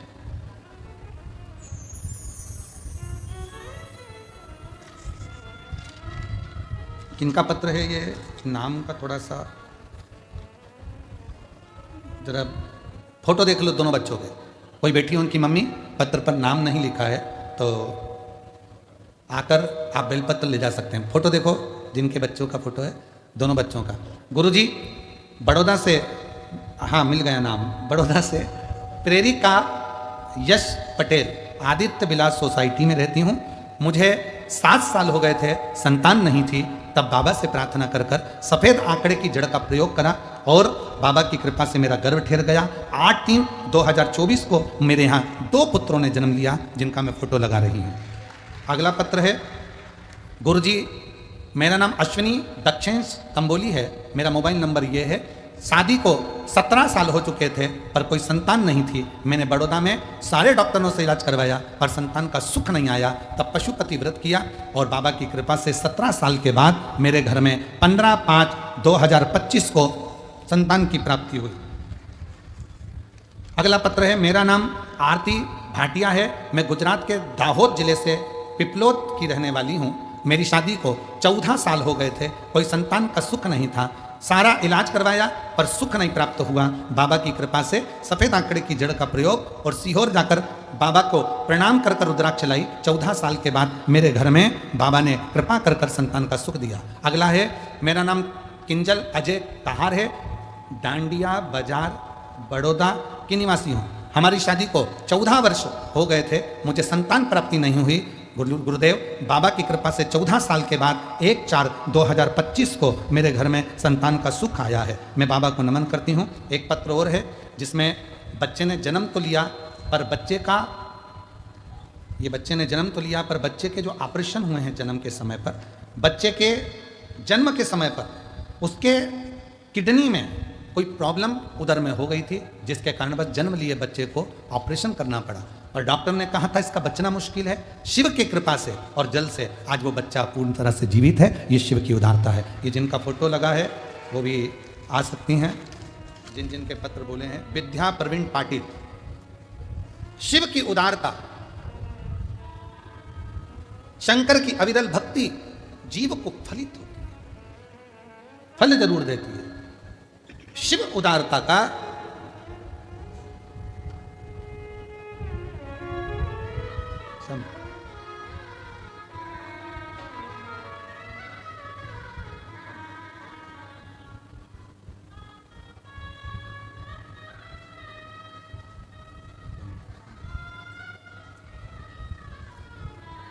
मेरा तू ही तो हमदर्द है जिसे हर दर्द कहता,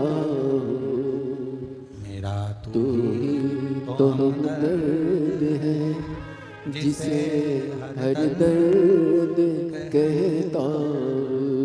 शिव से अपने मन की बात कहो, हृदय की बात कहो, शिव स्वीकार। पार्वती मैया ने जैसे ही तप करा, साधना करी, जो मां आद्य शक्ति पार्वती जी ने शिव को पाने के लिए जो साधना करना प्रारंभ करा, उस साधना का फल सबसे पहले पार्वती को स्वप्न में भगवान शिव का दर्शन होना प्रारंभ। नेत्र, इसलिए मेरी जीजियों हमेशा याद रखो, कोई शिव भक्त के पास जाओ, कोई शंकर जी के भक्त के पास अगर पहुंचो तो निवेदन है कहना नहीं कि मेरे सिर पर हाथ रख दो, कहना एक बार देख लो, एक बार बस दृष्टि डाल दो, एक बार अगर कृपा की दृष्टि होगी तो फल अपने आप मिलना प्रारंभ अपने। और एक नजर कृपा की कर दो सांवरिया, निर्धन की झोली भर दो ओ भोले त्रिपुरारी, ओ भोले त्रिपुरारी, ओ भोले त्रिपुरारी, ओ भोले त्रिपुरारी। एक नजर कृपा की कर दो ओ भोले त्रिपुरारी। बाबा की एक दृष्टि, एक नजर, शिव भक्त की केवल दृष्टि बहुत बहुत रत्नाकर। पार्वती जी को स्वप्न दिखने लगा, स्वप्न।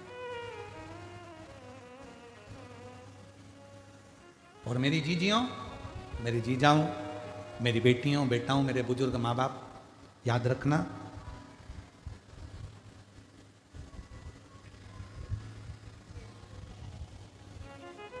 अपने आप को कभी गरीब भी मत समझना और अपने आप को कभी कमजोर भी मत समझना। ना गरीब समझो, ना अपने आप को कमजोर समझो। पार्वती जी की सहेलियों ने कह दिया था शिव नहीं मिलेंगे, तुम आ जरूर गई हो अपने घर से, पर शंकर कभी तुम्हें अपनाएंगे नहीं, शिव नहीं मिलेंगे। पार्वती जी को अगर विश्वास पक्का है तो शिव मिलेंगे जरूर, अगर भरोसा पक्का है तो भगवान देवाधिदेव महादेव मिलेंगे जरूर। अगर विश्वास पक्का है तो शंकर मुझे अपनाएंगे, अगर विश्वास पक्का है तो शिव मुझे अपना बनाएंगे, ये निश्चित है। फिर सखी ने कहा, सहेली बोली, ऐसे तो कहीं कितने हैं जो शिव जी को दिन रात पुकारते रहते हैं, पर शंकर भगवान उनको मिलते ही नहीं है। पार्वती जी कहती है वो और होंगे, उनका मैं पक्का नहीं कह सकती, पर मेरा पक्का कहती हूँ कि मेरा भरोसा, मेरा विश्वास दृढ़ है। भरोसा यदि मेरा पक्का है तो शिव मुझे जरूर। पार्वती जी ने जो तप साधना प्रारंभ करी तो देवाधिदेव महादेव का सबसे पहले पार्वती जी को स्वप्न में दर्शन, सबसे पहले स्वप्न में दर्शन। और हमने पहले भी कथा में कहा है, आप सभी को आज फिर कहते हैं, मेरी जीजियों, तुम्हारा काम ना चल रहा हो, व्यापार ना चल रहा हो, बहुत कर्जे में लदालूम हो गए हो, बहुत तकलीफ की जिंदगी चल रही है, ना मान मिल रहा है, ना सम्मान मिल रहा है, ना आदर मिल रहा है, ना ही कोई कदर करता है, और ना ही जगह जगह की ठोकर खा खा कर थक गए हो, तो निवेदन है, एक बेलपत्र, एक कनेर का फूल, एक दुर्वा, एक चावल का दाना, और वो चावल का दाना भी लाल चंदन में भींगा हुआ। जलाधारी का मुख होता है उत्तर की ओर, आप दक्षिण की ओर आराम से बैठो, श्री शिवाय नमस्तुभ्यम बोलकर, अपना नाम गोत्र बोलकर, अपनी कामना कर कर, एक बेलपत्र, एक कनेर का पुष्प, एक दुर्वा, एक चावल का दाना जिसको तुमने लाल चंदन से भिगोया है, वो शिवलिंग पर उत्तर की ओर मुख कर कर दक्षिण में बैठकर बाबा को सोमवार प्रदोष काल में, मतलब शाम का जो सूर्य डूबने का जो समय होता है, बस उसी प्रदोष काल के अंतर्गत यदि घी का दीप जलाकर बाबा को अगर एक बेलपत्री, कनेर का पुष्प, दुर्वा और लाल चावल चंदन का अगर चढ़ाना प्रारंभ कर दिया, 5 या 6 सोमवार निकलेंगे, धीरे धीरे मेरा बाबा तुम्हारा हाथ पकड़कर तुम्हें मंजिल तक छोड़ना प्रारंभ। नहीं चल रहा व्यापार, नहीं चल रही फैक्ट्री, नहीं चल रही दुकान, बहुत तकलीफ की जिंदगी है, कोई पैसे खाकर भाग गया, नहीं दे रहा, कर्जे में डूब गए, तकलीफ में आ गए, कैसी भी समस्या है उसमें शिव की शरणागति आपको सुख देगी। आडंबर में नहीं जाना। कोई कह दे मैं तुम्हारे पैसे निकलवा दूंगा, कोई के मैं ये कर दूंगा, कोई के मैं वो कर दूंगा, फालतू की बात, ये सब व्यर्थ है। अपन ने किसी को पैसा दिया है तो अपना पैसा अपने को लाना पड़ेगा। कर्जा अपन ने किया है तो उस कर्जे को भी अपने को ही भरना पड़ेगा। तो मेहनत भी तुम्हें खुद करना पड़ेगा, जल भी तुम्हें खुद चढ़ाना पड़ेगा।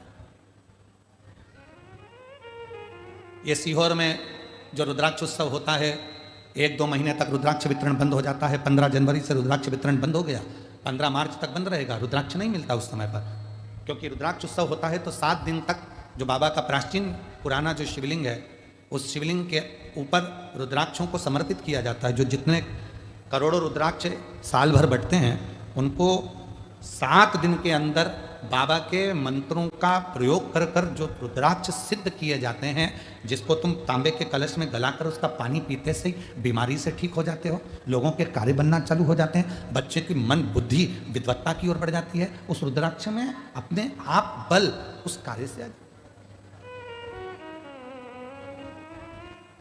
बाबा का जो प्राचीन शिवलिंग है उसका दर्शन तो खैर आप लोगों को नहीं होता है, पर जो अंदर बाबा का जो प्राचीन भाव है उस पर उस जहाँ हम लोग दीपावली के दूसरे दिन जो खजाना बंटता है वहाँ वहीं चढ़कर वहीं का खजाना दिया, वहीं का खजाना चढ़कर दिया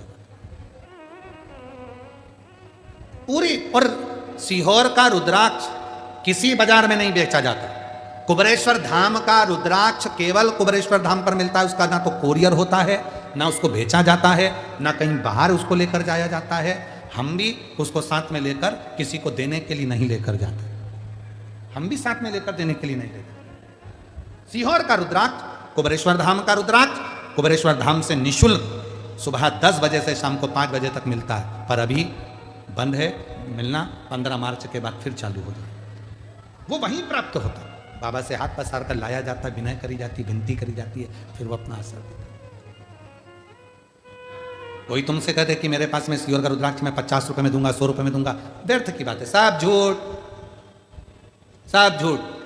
कुबरेश्वर धाम का रुद्राक्ष केवल कुबरेश्वर धाम पर निशुल्क आओ, ले विनती करो, बाबा के सामने झोली पसार कर विनय करो, वहीं से प्राप्त।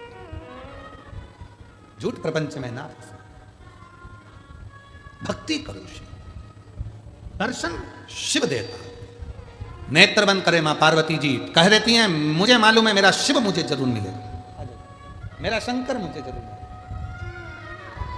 उनको मालूम है।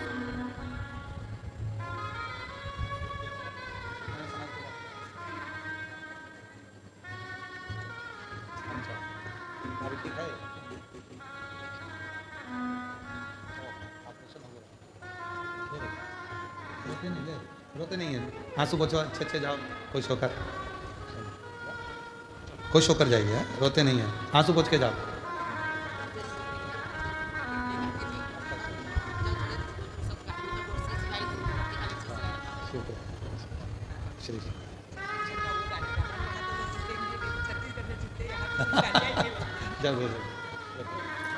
भोले आपकी कृपा से सब काम हो रहा।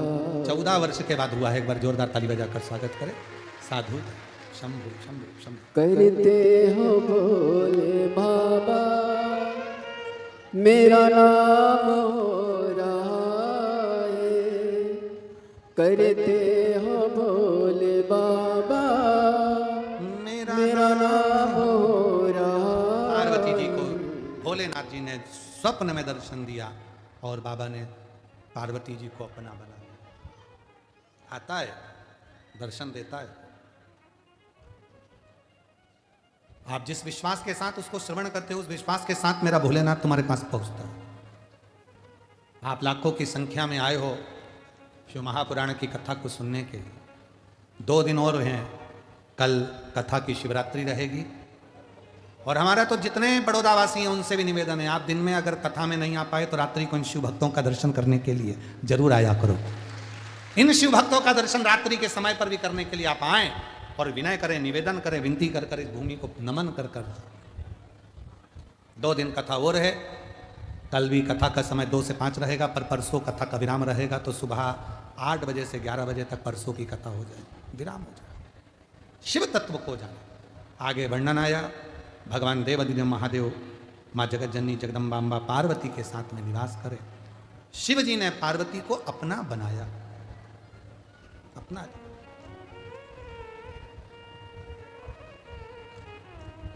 और जब शिव महापुराण की कथा कहती है कि विश्वास दृढ़ हो जाता है।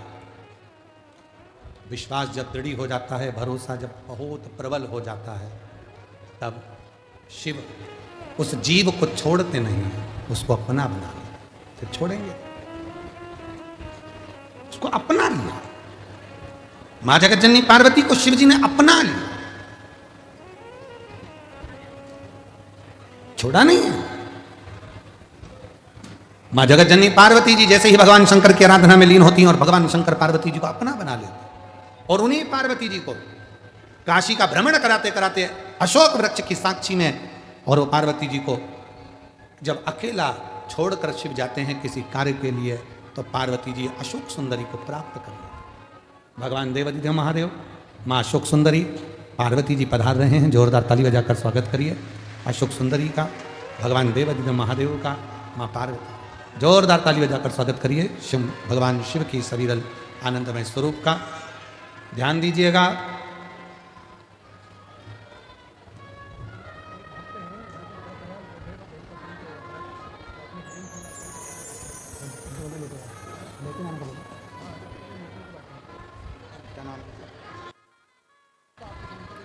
मैं बहुत बहुत साधुवाद देता हूँ बड़ोदरा के एक शिव भक्त जो 10,000 बेलपत्र के पौधे निशुल्क वितरण कर रहे हैं ग्रीन शिवरात्रि के लिए। आप सभी शिव भक्तों से निवेदन है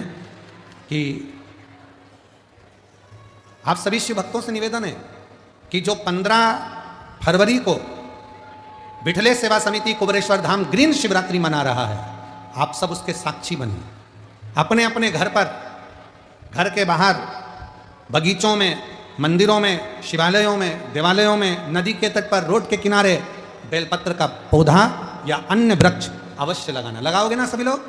वृक्षारोपण अवश्य करना है, क्योंकि पर्यावरण अच्छा रहेगा तो आप और हमारा स्वास्थ्य अच्छा रहेगा, आने वाली पीढ़ी सुरक्षित रहेगी। इसलिए एक शिव भक्त इसी बड़ौदा के 10,000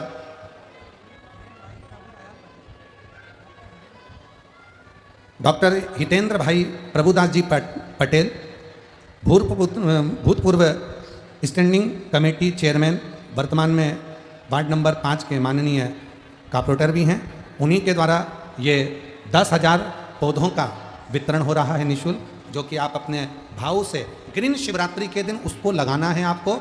और ग्रीन शिवरात्रि के दिन अपना वो पौधा लगाकर अपना फोटो हमारे समिति की ओर अवश्य भेजिएगा, उसका नंबर भी हम देंगे, और आस्था चैनल पर भी वो फोटो अवश्य चलाया जाएगा। हर हर